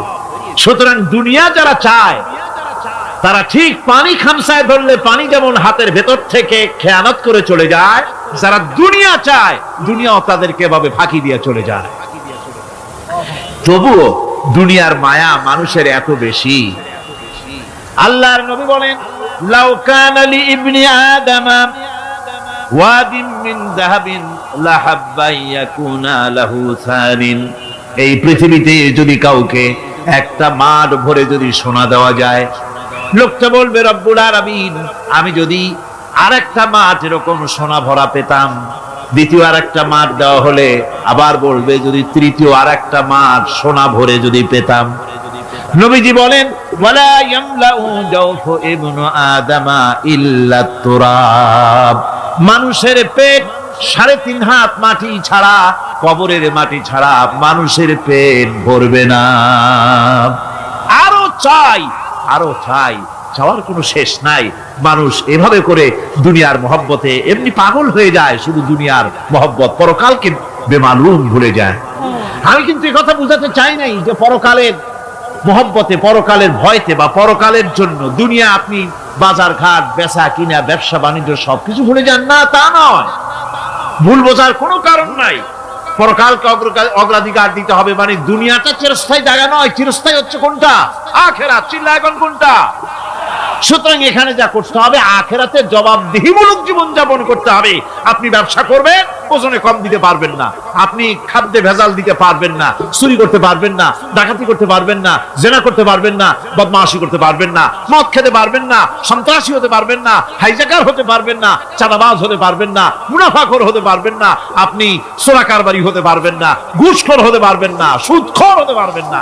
এই সব কাজ পরকালকে বিশ্বাস করলেই এ সমস্ত কাজ থেকে মানুষ বিরত থাকতে পারে। কথা ঠিক কিনা? এটাই হচ্ছে। সুতরাং এই পৃথিবী থাকবে না, এটা কি চিরকাল থাকবে না? এর একটা পরিসমাপ্তি ঘটবে। যেমন করে সারা বছর লেখাপড়া করার পর কলেজে, বিশ্ববিদ্যালয়, মাদ্রাসায়, হাই স্কুলে, সব জায়গায় সারা বছর লেখাপড়া করার পর যেমন পরীক্ষা দেওয়ার একটা দিন আসে, সারা বছর ব্যবসা করার পর হিসাব নিকাশ করার যেমন একটা সময় আসে, সারা মাস চাকরি করার পর বেতন পাওয়ার যেমন একটা দিন আসে, সারা জীবন চাকরি করার পর পেনশন পাওয়ার যেমন একটা সময় আসে, অনুরূপ ভাবে এই দুনিয়া যেদিন শেষ হয়ে যাবে, আল্লাহ নির্ধারিত সময় শেষ হয়ে যাওয়ার পর একটা সময় আসবে যখন আল্লাহ রব্বুল আলামিন সব শেষ করে দিবেন, লন্ডভন্ড হয়ে যাবে, কিছুই থাকবে না। কোরআনে কারিমে আল্লাহ সব বলেছেন, কোরআনে সব আল্লাহ বলে দিয়েছেন। আল্লাহ পাক বলেন এই পৃথিবীর সব কেমন ভাবে ধ্বংস হবে তার চিত্র আল্লাহ পাক কোরআনে কারিমে তুলে ধরেছেন। ইযাস সামাউ ফাতারাত ওয়া ইযাল কাওয়াকিবু তাসারাত ওয়া ইযাল বিহারু ফুজ্জিরাত ওয়া ইযাল কুবুরু বু'সিরাত। যখন আকাশসমূহ দীর্ণ বিদীর্ণ হয়ে যাবে, তারকাগুলি বিক্ষিপ্ত হয়ে ছিটকে পড়বে, আর সমুদ্রগুলি উচ্ছ্বসিত হয়ে পড়বে, কবরগুলি সব তার ভেতরে যা আছে উদ্গীরণ করে দেবে, তারকাগুলি স্থিমিত হয়ে যাবে। এরপরে সমস্ত আকাশগুলি কিতাবের পৃষ্ঠার মতো একটার পরে একটা ঠাস ঠাস করে পড়তে থাকবে, চূর্ণ বিচূর্ণ হয়ে ভেঙে চুরে একাকার হয়ে যাবে। পাহাড়গুলিকে উড়িয়ে দেওয়া হবে, চন্দ্র এবং সূর্য একাকার হয়ে যাবে। আল্লাহ রাব্বুল আলামিন বলেন ফাইদা বারিকাল বাসার ওয়া খাসাফাল কমার ওয়া জুমিআশ শামসু ওয়াল কমার। চক্ষু যখন বিস্ফারিত হয়ে যাবে, চাঁদ যখন তার আলো হারিয়ে ফেলবে, সূর্য যখন তার আলো হারিয়ে ফেলবে, চাঁদ আর সূর্য সব একাকার হয়ে যাবে, সেই সময়ের অবস্থাটা কি চিন্তা করো। মানুষ হয়রান হয়ে দৌড়াদৌড়ি করবে। ওয়াহুমিলাতিল আরদু ওয়াল জিবালু ফাদুক্কাতা দাক্কাতান ওয়াহিদা। জমিন এবং পাহাড়গুলির মধ্যে আল্লাহ রাব্বুল আলামিন সংঘর্ষ বাঁধিয়ে দিবেন, পাহাড়গুলি ভেঙে চুরে টুকরা টুকরা হয়ে যাবে, পাহাড়গুলি উঁচু করে জমিনের উপরে আছাড় মেরে আল্লাহ রাব্বুল আলামিন ভেঙে চুরে চুরমার করে দিবেন। সুবহানাল্লাহ। ওয়াতাকুনুল জিবালু কালইনিল মানফুস। পাহাড়গুলো পেঁজা ধোনা তুলার মতো করে উড়িয়ে দেওয়া হবে, পাহাড় উড়ে যাবে। সুবহানাল্লাহ পড়ো। পাহাড় পাথরের তৈরি করা পাহাড়, এই পাহাড়গুলি তুলার মতো হয়ে উড়বে কিভাবে? আমি এই দৃশ্য নিজের চোখে কিছুটা হলেও দেখছি। আজ থেকে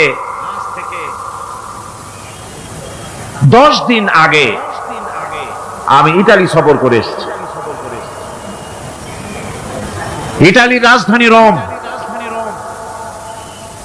রোম প্রাচীন সভ্যতার লালন ভূমি। কোরআনে কারিমে সূরায়ে রোম রয়েছে, এই রোম সেই রোম।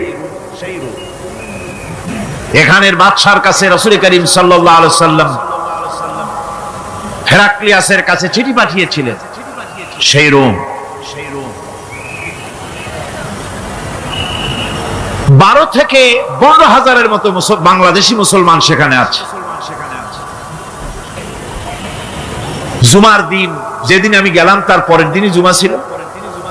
জুমার নামাজ পড়লাম ভ্যাটিকানের কাছেই বিশাল মসজিদ, ইউরোপের ভিতরে সবচেয়ে বড় মসজিদ এটা। রোম ইসলামের দুশমনদের রাজধানী। সেইখানে যখন আযান হচ্ছে আশহাদু আন্না মুহাম্মাদার রাসূলুল্লাহ, আমার অনুভূতির কথা আপনাদেরকে বোঝাতে পারবো না, কি অনুভূতির সৃষ্টি হয়েছে আমার ভেতরে। ভ্যাটিকানের পোপ এক পাশে, কিছু দূরেই ভ্যাটিকান, ওটা হচ্ছে গোটা পৃথিবীর সমস্ত খ্রিস্টানদের কাবা, ভ্যাটিকান। তার পাশেই বিশাল মসজিদ, সেখানে নামাজ পড়লাম। চিন্তার ভেতরে আসলো আল্লাহ রাব্বুল আলামিন তার হাবিবের নাম, তার তাওহীদ, তার রিসালাতকে কিভাবে বিশ্বময় ছড়িয়ে দিলেন। আবু জাহেল চাইছিল মুহাম্মদ সাল্লাল্লাহু আলাইহি ওয়াসাল্লামকে স্তব্ধ করে দেবে মক্কার জীবনেই। কত বদনাম, সাহের, কাহেন, কাযযাব, শায়ের, নাউযুবিল্লাহি মিন যালিক, কত গালাগালি করলো। আর আল্লাহ শোনালেন, হাবিব চিন্তার কোনো কারণ নাই, ওয়ারাফা'না লাকা যিকরাক, আমি আপনার প্রশংসা বিশ্বময় ছড়িয়ে দেব। সুবহানাল্লাহি ওয়া বিহামদিহি। রোম প্রোগ্রাম শেষ করে আমাকে তারা নিয়ে গেল, যেটা আমি বলছি সফর কাহিনী শোনাবার সময় এটা না, যেহেতু এর সঙ্গে প্রাসঙ্গিক সেজন্য বলছি। পাহাড় কেমনে তুলার মতো হয়ে উড়বে তার নজির দেখেছি। রোম শহর থেকে 300 মাইল দূরে 300 কিলোমিটার দূরে নেপোলিয়ান বোনাপার্ট তার বাড়ি, এবং ওটা তার নামে একটা প্রভিন্স। ভূমধ্য সাগরের পারে ভিসুভিয়াস, পৃথিবীর সবচাইতে বড় আগ্নেয়গিরি। সেটা দেখাতে নিয়ে যাওয়া হলো আমাকে, যে পাহাড়টা পৃথিবীর মাটি থেকে তার চূড়া হচ্ছে 3 মাইল উঁচু। এর 2 মাইল গাড়িতে করে ঘুরে ঘুরে যাওয়া যায়, এরপর আর গাড়িতে যাওয়া যায় না, বাকিটুকুন যেতে হবে হেঁটে হেঁটে। পাহাড়ের উপরে অক্সিজেন কম, বেশ কষ্ট হচ্ছিল উঠতে। জীবনে প্রথম পাহাড়ে চড়েছি জাবালে নূর, রাসূল করিম সাল্লাল্লাহু আলাইহি সাল্লামের উপরে যেখানে ওহী হয়েছিল সর্বপ্রথম। পাহাড় চড়ার একটা অভিজ্ঞতা ওখান থেকে আমার কিছুটা হয়েছিল। খুব কষ্ট হলো বাকি 1 মাইল উঠতে। যখন ভিসুভিয়াসের একদম শীর্ষে চলে গেছি, সেখানে গিয়ে আমার সাথে 15-20 জন লোক ছিল। আমি নিজে আল্লাহু আকবার বলে আমার গলা থেকে আওয়াজ বেরিয়ে গেল। আমি দেখতে পেলাম ভিসুভিয়াসের শীর্ষে বিশাল গর্ত। আমার মনে হয় গর্তটা এই মাঠের 1/4 হবে। এই মাঠের 1/4 হবে গর্তটা। সেই গর্তটার গভীরতা হচ্ছে 1.5 কিলোমিটার। এইখান থেকে পাথরগুলি উত্থিত হয়েছে, আগ্নেয়গিরি পাথর আগুনে গলে লাভা হয়ে এগুলি পাহাড় বেয়ে উপচে পড়েছে, চতুর্দিকে 12 মাইল ছড়িয়ে গিয়েছে। আমার মনে পড়লো ওয়াকুদুহান নাস ওয়াল হিজারা, জাহান্নামের আগুনের ইন্ধন হবে মানুষ আর পাথর। আমি সেখানে সেজদায় পড়ে গিয়া কান্নাম আর বললাম, আল্লাহ জাহান্নামের আগুন হারাম করে দিও আমাদের জন্য। পাথর কিভাবে গললো, গলে পাথরগুলি গলে পুড়ে চতুর্দিকে পড়েছে আর ছিটকেছে, চতুর্দিকে ছিটকে পড়েছে। সেই পাথরগুলি ছিটকে ছিটকে যেগুলি পুড়ে পড়েছে সেগুলিকে দূরে সাদা রঙের বলে মনে হয়, কোনোটা সাদা কোনোটা কালো, মনে হয় যেন তুলার মতো হয়ে পড়ে আছে চতুর্দিকে। 1944 সনে তৃতীয়বারের মতো ভিসুভিয়াস অগ্নিগিরি যে অগ্নি উৎপাত করে, তাতে আশেপাশের 12 মাইল এলাকা এফেক্টেড হয়ে যায়। পাথরগুলি গলে এভাবে বিধ্বস্ত করে দিয়েছে। এখান থেকে এখানে জোহরের নামাজ, আসরের নামাজ আমরা পড়লাম, আল্লাহর কাছে খুব দোয়া করলাম। এখনো ধোঁয়া উঠতেছে, এখনো পাহাড়ের ফাটল দিয়ে ধোঁয়া উঠছে। একজন হাত দিয়ে আমাকে বলল যে খুব গরম লাগে ধোঁয়াগুলি। ওখানকার লোকেরা বলল যে ভেতরে এখনো আগুন আছে, তবে সুপ্ত, যে কোনো মুহূর্তে আবার তা জাগ্রত হতে পারে। আমরা সেখান থেকে নেমে এলাম। একটু কিছু দূর গিয়েই সেখানে হলো পম্পেই শহর। এই পম্পেই শহরটা হচ্ছে ঈসা আলাইহিস সালামের জন্মের 2000 বছর আগে এই শহর তৈরি হয়। ঈসা আলাইহিস সালামের জন্মের 179 বছর পর ভূমিকম্প হয়। সেই ভূমিকম্পে গোটা পম্পেই শহরটা পৃথিবীর মানুষের চোখের আড়াল হয়ে যায়, ধ্বংস হয়ে যায়, মাটির তলায় গরক হয়ে যায়। আজ থেকে 200 বছর আগে মাটি খনন করতে গিয়ে এই শহর আবিষ্কৃত হয়। পুরা শহরটা খুঁড়ে তারা বের করেছে। 180 হেক্টর জমিনের উপরে এই বিশাল শহর। ঘুরে ঘুরে দেখলাম, গাড়ি চলে না সেখানে, পায়ে হেঁটে দেখতে হলো। প্রশস্ত রাস্তা। আজ থেকে 4000 বছর আগের মানুষেরা রাস্তা বানাতে জানতো পাথর দিয়ে, এবং রাস্তার দুধারে তাদের ছিল ফুটপাত, পানির ব্যবস্থা, নগরায়নের সব রকমের সুযোগ সুবিধা। তারপরে সেখানে বিচারালয়, এরপরে দোকানপাট, বাজার ঘাট, সবকিছুর ব্যবস্থা রয়েছে। বিশাল বিশাল পাথরগুলি দিয়ে পিলার তৈরি করা। ভাবলাম এই পিলারগুলি, এই পাথরগুলি তারা কিভাবে ক্রেন ছাড়া এত উপরে উঠালো কি করে, আমার মাথায় আসলো না। পাথর কেটে কেটে সুন্দর সুন্দর অঙ্কন শিল্প তারা করেছে। এরপরে ঘুরতে ঘুরতে বাদশার রাজার বাড়িতে গিয়ে ঢুকলাম। সেখানে গিয়ে দেখলাম উলঙ্গ এত মূর্তি পাথরের তৈরি করা। পাথর কেটে কেটে দেওয়ালে যৌন মিলনের এমন কোন অশ্লীল ছবি নাই যা তারা সেখানে তৈরি করে নাই।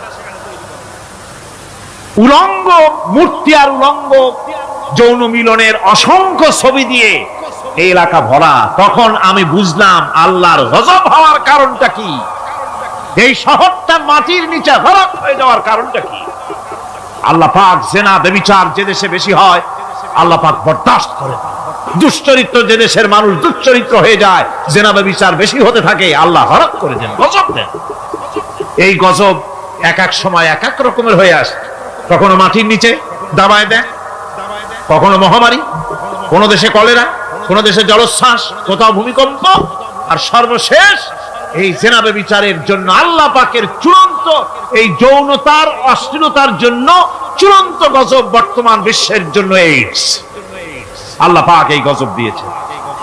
বন্ধুগণ, আমি সেই জায়গা, আমি সেখানে যা দেখলাম যে আল্লাহ পাক পাহাড়গুলিকে কিভাবে উড়াবেন এটা অস্বীকার করার কোনো উপায় নাই, বিশ্বাস তো করতামই।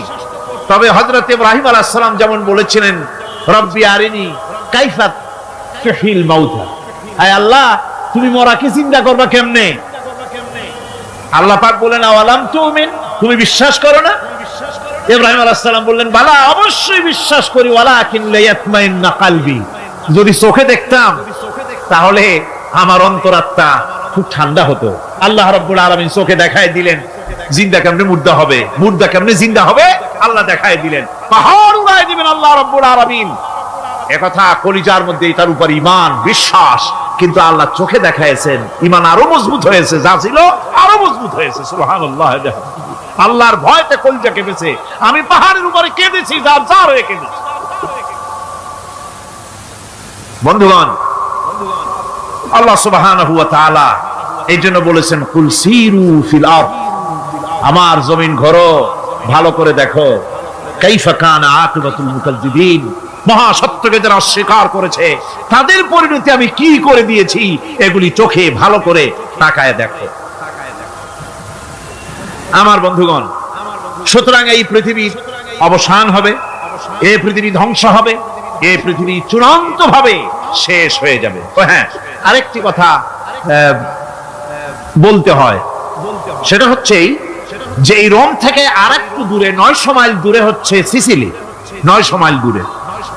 সেখানে এই সিসিলি মুসলমানেরা শাসন করেছিল 350 বছর। সেই সিসিলিতে রয়েছে 360টা মসজিদ মুসলমানদের করা। সমস্ত মসজিদগুলি আজ তালা বন্ধ, একটা মসজিদও খোলা নাই। সেখানকার মুসলমানেরা ওয়াজ শুনতে এসেছিল রোমে। আমি তাদের জন্য পরামর্শ দিয়েছি যে গভর্নমেন্টের কাছে তোমরা দাবি জানাও যে অন্তত একটা মসজিদের দরজা আমাদের জন্য খুলে দাও। রোমের অবস্থানরত প্রবাসী বাংলাদেশি মুসলমানেরা আমাকে বলেছে, তাদের অনেকের বাড়ি চট্টগ্রামেও আছে, আমাকে বলেছে তাদের চোখে পানি আসছে বলার সময় যে চিরময় তাফসীর মাহফিল যখন আসে কলিজাটা কাঁপতে থাকে যাওয়ার জন্য। তো যাওয়া তো সম্ভব না এত দূর থেকে, আমাদের সালাম বলে দিবেন যত লোক আসবে, আর আমাদের জন্য দোয়া করতে বলবেন যেন এই রোমের ভিতরে আমরা ইসলামের আদর্শের ভিত্তিতে আমরা যেন চলতে পারি। আপনারা দোয়া করুন তাদের জন্য। ভাইরা আমার, এই পৃথিবী একদিন পরিসমাপ্তি ঘটবে এবং আল্লাহর দরবারে আমাদেরকে উঠতে হবে এবং সেখানে আমাদের বিচার হবে। সেখানে আমাদের কি হবে?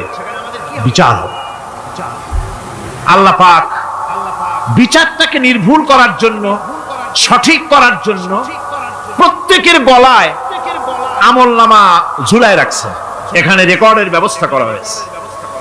আল্লাহ পাক বলছেন ওয়া কুল্লা ইনসানিন আলজামনাহু তাইরাহু ফি উনুকিহি ওয়া নুখরিজু লাহু ইয়াওমাল কিয়ামাতি কিতাবান ইয়ালকাহু মানশুরা।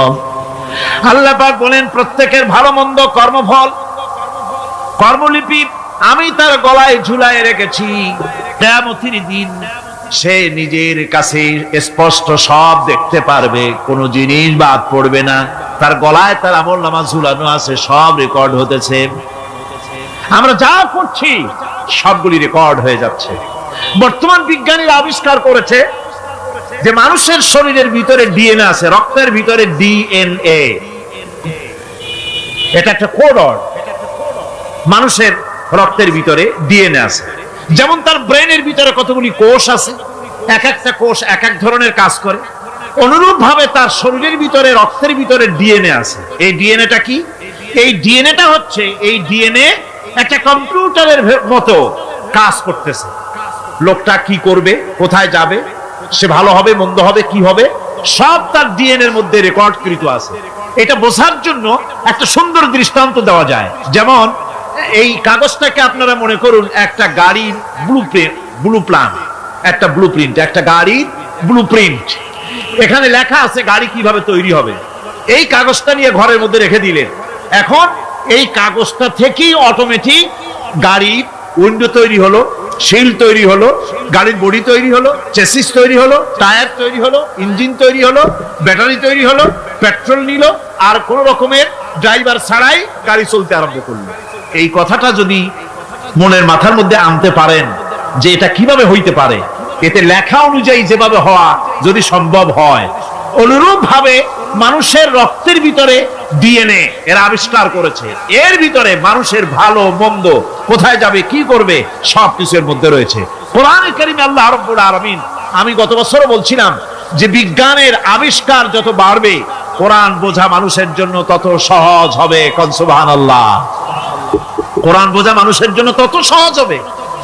সুতরাং মানুষের গলার সাথে আল্লাহ পাক বলছেন যে একটা আমলনামা আমি ঝুলাই দিয়েছি তার গলার সাথে, সে যা করতেছে ওখানে সব লিপিবদ্ধ হচ্ছে, কম্পিউটারাইজড, কম্পিউটারের মতো এগুলি সব গ্রহণ করতেছে। এগুলি কিয়ামতের দিন তার সামনে হাজির করা হবে। কিয়ামতে যখন আমলনামা তার সামনে দিয়ে বলা হবে, ইকরা কিতাবাকা কাফা বিনাফসিকাল ইয়াওমা আলাইকা হাসিবা, তাকে বলা হবে নিজের কর্মলিপি নিজেই পড়ো, আজ তুমি তোমার নিজের হিসাব নিতে যথেষ্ট।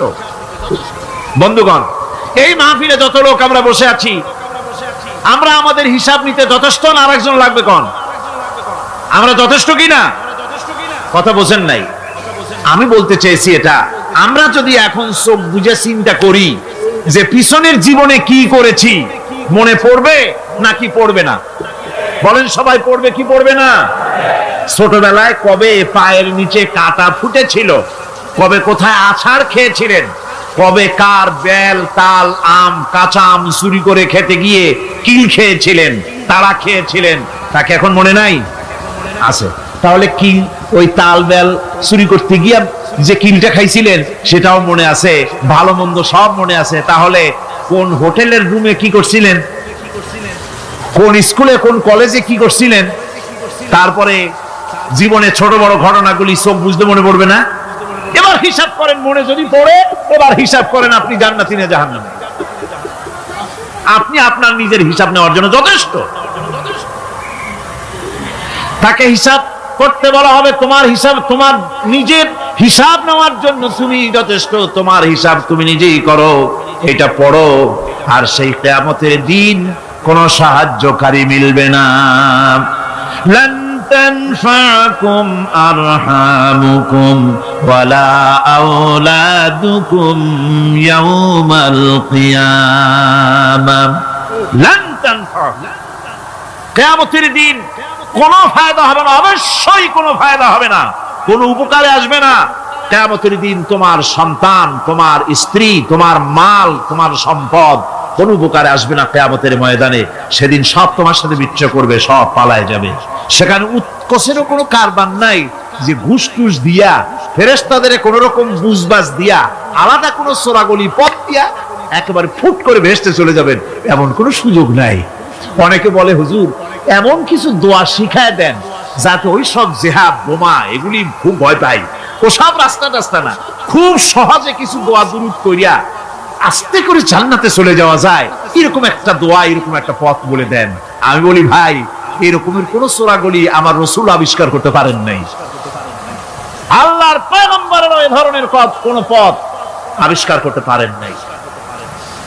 সেখানে কিয়ামতের দিন কাউকে উৎকোষ গ্রহণ করার কেউ নাই, উৎকোষ দেওয়া যাবে না। আর উৎকোষ দিবি নেবা কি, আপনার কাছে কিছু নাইও, থাকলেও নেওয়ার কেউ নাই। এই দুনিয়ায় ফাঁকিবাজি করে বহুত কিছু করা যায়, কিন্তু কিয়ামতের মাঠে এগুলি কিছুই চলবে না। اليوم لا ينفع مال ولا بنون কিয়ামতের দিন ধন সন্তান সন্ততি আর সম্পদ কোনো কাজে লাগবে না। সেদিন শুধু আমল যদি ভালো হয় কাজে লাগবে, আমল খারাপ হবে সব শেষ হয়ে যাবে। আল্লাহ রাব্বুল আলামিন নবীজিকে ডেকে বলেছেন, নবী আপনি বলেন, কুল মা কুনতু বিদআম মিনার রাসূল, আপনি বলুন আমি কোন নতুন রাসূল নই, আমার আগে অনেক নবী রাসূল পৃথিবীতে এসেছেন, তারা বিদায় হয়ে গেছেন। আমি জানি না কিয়ামতের দিন আল্লাহ রাব্বুল আলামিন আমার সাথে কি ব্যবহার করবেন, আর আমি এও জানি না যে কিয়ামতের দিন আল্লাহ পাক তোমাদের সাথে কি ব্যবহার করবেন। এই আয়াত নাযিল হওয়ার পর আল্লাহর হাবিব তার মেয়েকে ডাকলেন, জামাইকে ডাকলেন, নাতিদেরকে ডাকলেন, আহলে বাইতদেরকে ডাকলেন, আর বললেন, ও আমার মেয়ে কলিজার টুকরা ফাতেমা গো শোনো, কেবলমাত্র আয়াত নাযিল হয়ে গেল, আল্লাহ পাক আমাকে শুনাইছেন কিয়ামতের দিন আমি জানি না আমার সঙ্গে কি ব্যবহার করা হবে, আর এও জানি না যে তোমাদের সাথে কি ব্যবহার করা হবে। ও আমার কলিজার টুকরা মেয়ে ফাতেমা, কিয়ামতের দিন মুহাম্মদ সাল্লাল্লাহু আলাইহি সাল্লামের মেয়ে এই হিসাবে তোমার নাজাতের ফয়সালা হবে না। ও আমার কলিজার টুকরা নাতি হাসান আর হোসেন, কিয়ামতের দিন মুহাম্মদ সাল্লাল্লাহু আলাইহি সাল্লামের নাতি হিসাবে ফয়সালা হবে না। ও আমার জামাই হযরতে আলী, কিয়ামতের দিন আমার জামাই হিসাবে নাজাতের ফয়সালা হবে না। আমল যদি ভালো হয় ফয়সালা ভালো হবে, জান্নাতে চলে যাবে। আমল যদি খারাপ হয় কার নাতি কার জামাই দেখা হবে না। সুবহানাল্লাহ। কঠিন কিয়ামতের মাঠ, এই পরকালের বিশ্বাস যদি কলিজার মধ্যে ঢোকে মানুষ ভালো হয়ে যাবে। কোন সুবহানাল্লাহ। আপনাদের দৃষ্টিতে পারবে, কথার জবাব যে দিলেন না। পুলিশে কি মানুষের চরিত্র ভালো বানাইতে পারবে? পুলিশের চরিত্র ভালো বানাবে কেডা? সেটাই তো কথা। মানুষের চরিত্র যাতে ভালো থাকে, মানুষের জন্য খারাপ কাম না করে সেজন্য পুলিশ, পুলিশ যাতে খারাপ কাম না করে সেজন্য আরো একটা ডিপার্টমেন্ট আছে না, তারা যাতে খারাপ কাজ না করে সেজন্য আর একটা আছে। এন্টি করাপশনের আবার এন্টি করাপশন আছে, তার উপর আবার এন্টি করাপশন আছে। এন্টিটার অভাব নাই।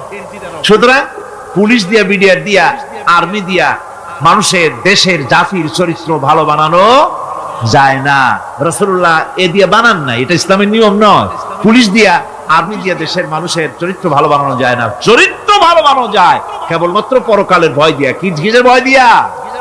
ওই যে মক্কার জীবনে ওই সমস্ত মানুষগুলি যারা চুরি করত, ডাকাতি করত, জিনা করত, বদমাশি করত, যারা শয়তানি করত, যারা মানুষকে খুন করত, এই মানুষগুলি এত ভালো হয়ে গেল, যারা চুরি ছেড়ে দিল, ডাকাতি ছেড়ে দিল, জিনা ব্যভিচার ছেড়ে দিল, এত ভালো হয়ে গেল, পৃথিবীর মধ্যে সেরা মানুষ তারা হয়ে গেলেন। জোরে বলেন সুবহানাল্লাহ। নবীর সাহাবীরা পৃথিবীর শ্রেষ্ঠ সন্তান, নবীর সাহাবীরা পৃথিবীর সেরা মানুষ, তাদের চাইতে সেরা মানুষ নবীদের পরে আর কেউ হতে পারে না। জোরে কোন সুবহানাল্লাহ। নবীর পরে পৃথিবীতে শ্রেষ্ঠ মানুষ কারা? সাহাবায়ে কেরাম রিদওয়ানুল্লাহ তাআলা আলাইহিম আজমাইন। ওনারা তো কুফরের মধ্যে ছিলেন, শিরকের মধ্যে ছিলেন, চুরি, ডাকাতি, জিনা, ব্যভিচার এমন কোন পাপ নাই যা করা হয়নি। তারপরে যখন আল্লাহর নবীর কাছ থেকে তাওহীদ, রিসালাত ও আখিরাতের দাওয়াত পেলেন, কি সোনার মানুষ এক একজন হয়ে গেলেন। সুবহানাল্লাহ। যারা ছিলেন নারীর সতীত্বের জম, তারা হয়ে গেলেন নারীর সতীত্বের পাহারাদার। যারা মানুষের মাল চুরি করত, ডাকাতি করত, তারা রাতভর মানুষের মালের পাহারা দিল, মানুষের রক্তের পাহারা দিল। সুবহানাল্লাহ বিহামদি। রক্ত ও সম্পদের পাহারা দিল। রাসূল বললেন, খায়রুল কুরুনে কারনি, সর্বশ্রেষ্ঠ যুগ তো আমার যুগ। বন্ধুগণ, এরপরে একটা জীবন আসবে ওই কিয়ামতের ময়দানে। এই পরকালের বিশ্বাসটা গুরুত্বপূর্ণ ব্যাপার। আমাদের সবকিছুর হিসাব দেওয়া লাগবে। আল্লাহ পাক বলেন, ইন্নাস সামআ ওয়াল বাসারা ওয়াল ফুআদা কুল্লু উলাইকা আনহু মাসউলা। নিঃসন্দেহে মানুষের শ্রবণ শক্তি, দর্শন শক্তি এবং তার অন্তঃকরণের কল্পনা সম্পর্কে আল্লাহ রাব্বুল আলামিনের কাছে জিজ্ঞাসিত হতে হবে। কান দিয়া কি করেছিলা, চোখ দিয়া কি করেছিলা, মুখ দিয়া কি করেছিলে, হাত দিয়ে কি করেছিলে, সবকিছুর জবাব আল্লাহ রাব্বুল আলামিনের কাছে দিতে হবে। সবটার জবাব দিতে হবে, কোনো কিছু বাদ যাবে না। এমনকি মনের ভিতরে যে কল্পনা আমরা করি, এই কল্পনার হিসাবও আল্লাহর দরবারে দিতে হবে। কোরআনে কারীম বলছেন, ওয়া ইন তুবদু মা ফি আনফুসিকুম আও তুখফুহু ইউহাসিবকুম বিহিল্লাহ। মনের ভিতরে তুমি যেটা কল্পনা করো সেটা প্রকাশ করো, অথবা তুমি গোপন রাখো, যাই তুমি করো না কেন, আল্লাহ রাব্বুল আলামিন এর হিসাবও তোমার কাছে নেবেন। ফায়াগফিরু লিমান ইয়াশাউ ওয়া ইউআযযিবু মান ইয়াশাউ ওয়াল্লাহু আলা কুল্লি শাইইন কাদির। মহান আল্লাহ পাক বলেন, করার পর তোমার মনের ভিতরে কি কল্পনা করেছিলে ওইটার হিসাব আমি নেব। হিসাব নেওয়ার পর যারে খুশি ক্ষমা করে দেব, যাকে খুশি শাস্তি প্রদান করব। সবকিছুর উপরে আল্লাহ রাব্বুল আলামিন শক্তিমান, সব তিনি করতে পারেন, সমস্ত কুদরত রয়েছে তার। সুতরাং মানুষদেরকে, আল্লাহর বান্দাদেরকে বিশ্বাস করতে হবে যে আমার কোনো কথা বাদ যাবে না, কথাগুলি রেকর্ড হচ্ছে, কথা রেকর্ড হচ্ছে। আমি যে ওয়াজ করতেছি এই কথাগুলি রেকর্ড হচ্ছে নাকি হচ্ছে না? অনেক টেপ রেকর্ডার রেকর্ড হচ্ছে, অডিও ভিডিও হচ্ছে। আজ থেকে 50 বছর পর যদি এই রেকর্ড বাজানো হয়, আমাকে যদি বলা হয় যে আপনি অমুক জায়গায় অমুক কথা বলেছেন, আমি যদি বলি না আমি কথা বলি নাই, তারপরে যদি রেকর্ড বাজানো হয়, তাহলে আমি কথা যে বলি নাই যদি বলি, তাহলে এটা ধরা পড়বে না? সেখানে ধরা পড়বে না? তাহলে এই মানুষের কথা প্লাস্টিকের ফিতায় রেকর্ড করে 50 বছর, 100 বছর, 200 বছর, 500 বছর যদি প্লাস্টিকের ফিতায় এটাকে চলচ্চিত্র করে অথবা টেপ রেকর্ডারে করে যদি ধরে রাখা যায়, এই বুদ্ধিটা কে দিলেন কত দেখি? সবাই কন্যা বুদ্ধিটা দিলেন কে? যে আল্লাহ রাব্বুল আলামিন মানুষের মাথায় বুদ্ধি দিলেন, যার দ্বারা সে মানুষের কথাবার্তা অ্যাক্টিভিটি সব ধরে রাখতে পারে।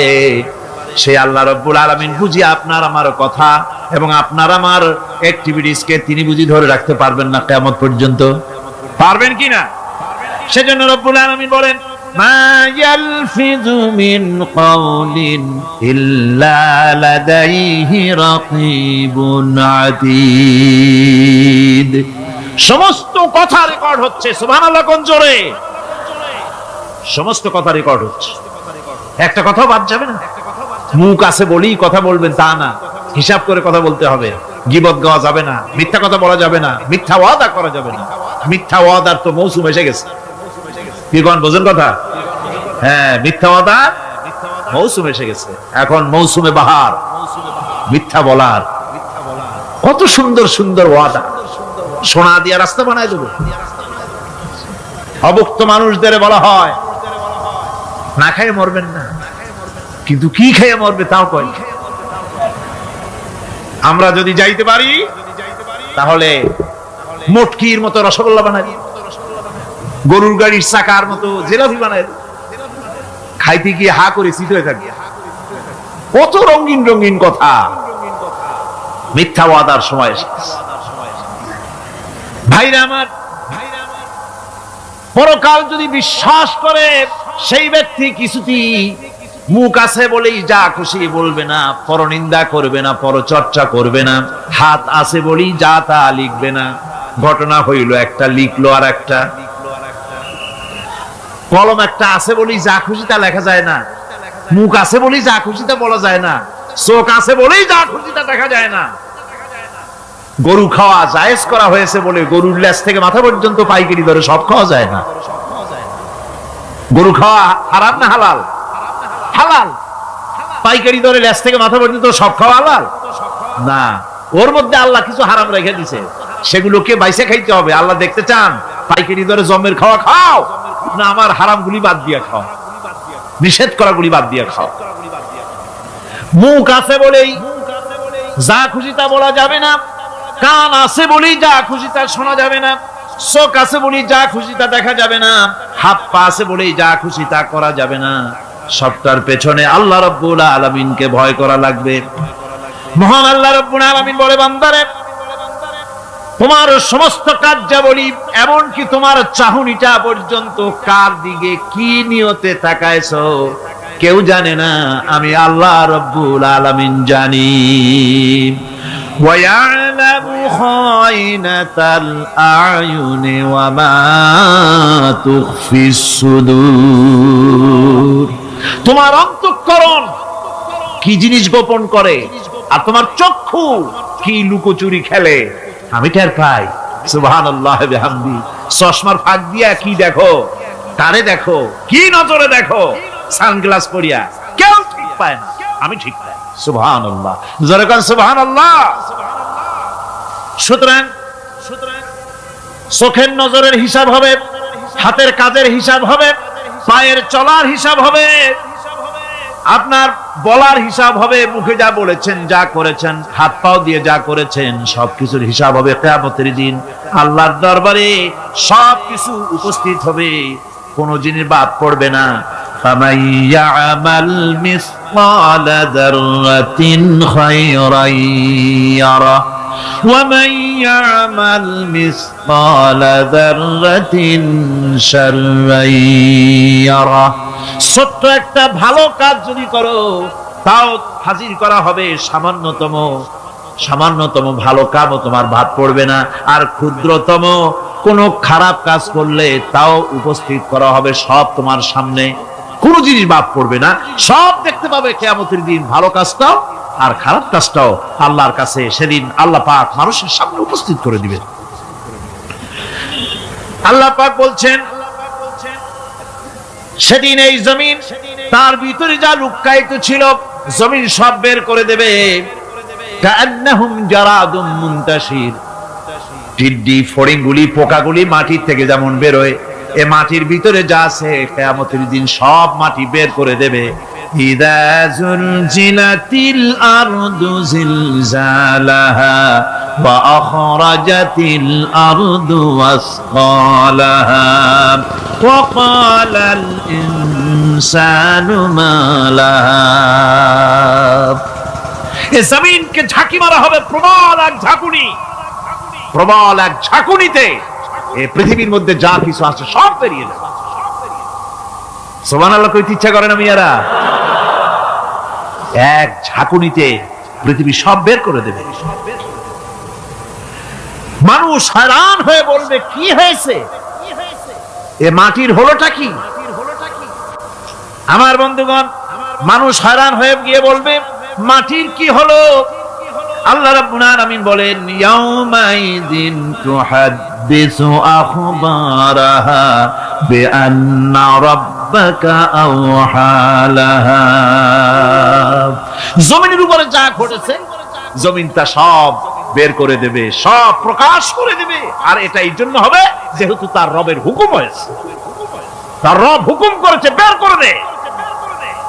জমিনের ভিতরে আছে যা সব বেরিয়ে যাবে, আকাশ ভেঙে পড়বে, পাহাড় উড়ে যাবে, জমিনের ভিতরে যা আছে সব উপরে চলে আসবে, পৃথিবীতে সব শেষ, কিচ্ছু নাই, আকাশ নাই, পাহাড় নাই, সমুদ্র নাই, সব একাকার, চন্দ্র নাই, সূর্য নাই, তারকা নাই, গ্যালাক্সি নাই, মহাশূন্য নাই, সব শেষ।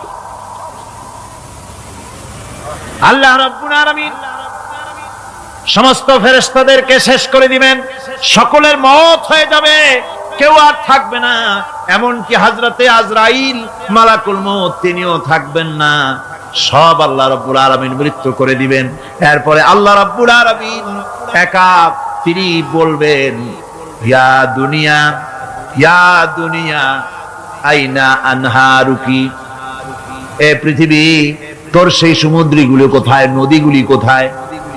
ইয়া দুনিয়া আইনা আশজারুকি, হে দুনিয়া তোমার গাছগুলি কোথায়? এত বন বনানি, এত গাছ ছিল।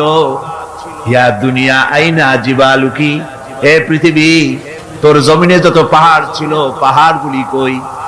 যত স্বৈরাচার ছিল জমিনের উপরে, যারা স্বৈরাচারী মনোবৃত্তি নিয়ে মানুষ ধ্বংস করেছে, দেশ ধ্বংস করেছে, মায়ের বুক খালি করেছে, ওই স্বৈরাচারগুলি কই? কোনো জবাব নাই।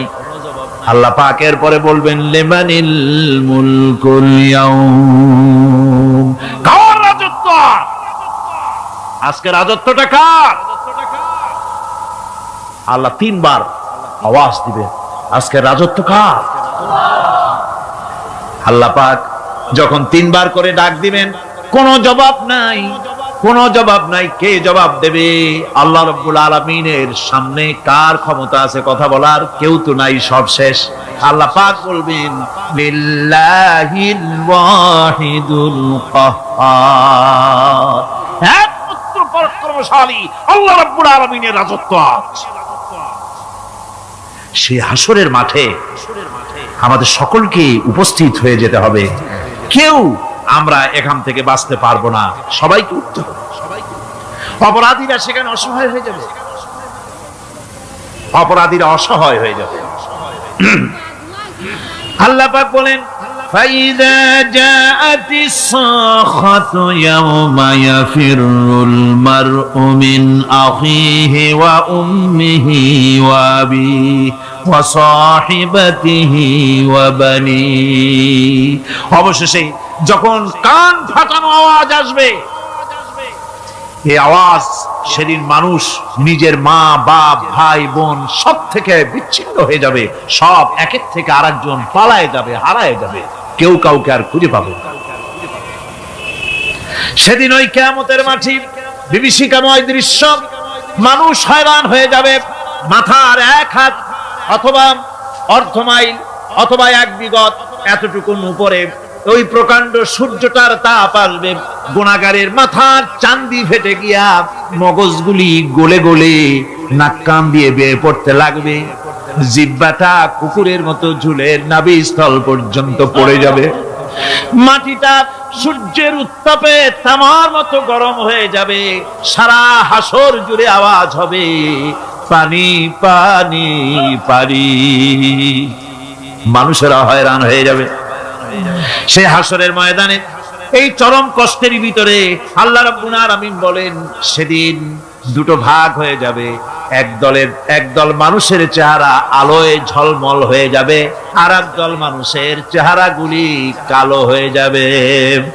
উজুহু ইয়াউমাইদিন মুসফিরাতুন দাহিকাতুন মুস্তাবশিরা ووجوه يومئذ عليها غبرة।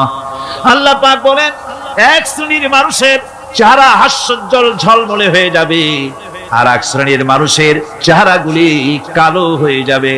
তারহাকুহা কাতারা উলাইকা হুমুল কাফারাতুল ফাজারা। হাস্যোজ্জ্বল, স্বচ্ছন্দপূর্ণ, সুন্দর, উজ্জ্বল ঝলমলে চেহারা হবে ঈমান আনার কারণে, পরকালকে বিশ্বাস করার কারণে, আল্লাহ এবং রাসূলের কথা অনুযায়ী জীবন যাপনের কারণে চেহারাটা উজ্জ্বল হয়ে যাবে। আর আল্লাহর নাফরমানি, রাসূলের নাফরমানি, পরকালকে অস্বীকার করার কারণে কাফেরগুলির চেহারা, মুনাফিকগুলির চেহারা কালো হয়ে যাবে।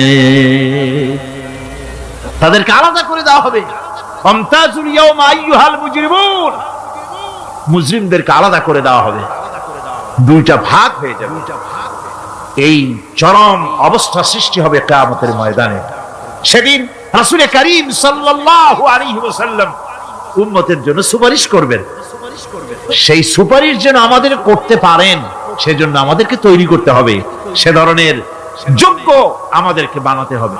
বন্ধুগণ, এই পরকালীন জীবন, এর সম্ভাবনা, এটা যে হবে এবং সেই পরকালে আমাদের সকলকে যে উঠতে হবে, কিয়ামতে আল্লাহর কাছে জীবনের সবকিছুর জবাবদিহি করতে হবে, এই ভীতি সৃষ্টি করতে চায় আল্লাহ পাক মানুষের ভেতরে। আল্লাহ পাকের চাইতে মানুষের কল্যাণকামী আর কেউ আছে? চিল্লায় কোন আল্লাহর চাইতে, বিশ্ববাসীর সৃষ্টি জগতের কল্যাণকামী আল্লাহর চাইতে, রাসূলের চাইতে বেশি কেউ কি আছে? সে আল্লাহ পাক সব বলে দিলেন, ওপেন সিক্রেট করে দিলেন, সব গোপন ফাঁস করে দিলেন। কেমনে বিচার হবে, কেমনে কিয়ামত অনুষ্ঠিত হবে, কেমনে কি হবে, সব খুলে খুলে আল্লাহ পাক বলে দিলেন আমাদেরকে ভালো হওয়ার জন্য। ربنا ظلمنا أنفسنا وإن لم تغفر لنا وترحمنا لنكونن من الخاسرين ربنا لا تزغ قلوبنا بعد إذ هديتنا وهب لنا من لدنك رحمة إنك أنت الوهاب أي الله تعالى হাজার হাজার মুসলমান নরনারী ঠান্ডাকে উপেক্ষা করে তোমার দ্বীনের কথা শোনার জন্য, কোরআনে কারীমের কথা শোনার জন্য এই মাঠে এসে হাজির হয়েছে। আল্লাহ তুমি দয়া করে মেহেরবানি করে আলোচনার সওয়াবটুকুন হুজুরে পুরনূর সাল্লাল্লাহু আলাইহি সাল্লামের রূহ মোবারকে পৌঁছে দাও। রব্বুল আলামিন, আমাদের মধ্য থেকে যাদের মা বাপ দুনিয়া থেকে জনমের মতো বিদায় হয়ে গেছে, আল্লাহ কবরে যদি আযাব থাকে দয়া করে আযাব মাফ করে দাও। আল্লাহ আমাদের মা বাপের উপরে তোমার রহমত নাজিল করো। রব্বিরহামহুমা কামা রাব্বায়ানি সগীরা, রব্বিরহামহুমা কামা রাব্বায়ানি সগীরা। হে আল্লাহ রাব্বুল আলামিন, এই মাহফিলে যত লোক আছি আমরা, কার কোন ব্যাধি আছে, রোগ আছে, আমরা তুমি ভালো করে জানো। আমাদের প্রত্যেকের ব্যাধিকে তুমি শিফায়ে আজলা দান করে দাও। اللهم حبب إلينا الإيمان وزينه في قلوبنا وكره إلينا الكفر والفسوق والعصيان واجعلنا من الراشدين ربنا تقبل منا إنك أنت السميع العليم وتب علينا إنك أنت التواب الرحيم سبحان ربك رب العزة عما يصفون وسلام على المرسلين الحمد لله رب العالمين واجعل آخر كلمة عند الموت لا إله إلا الله محمد رسول الله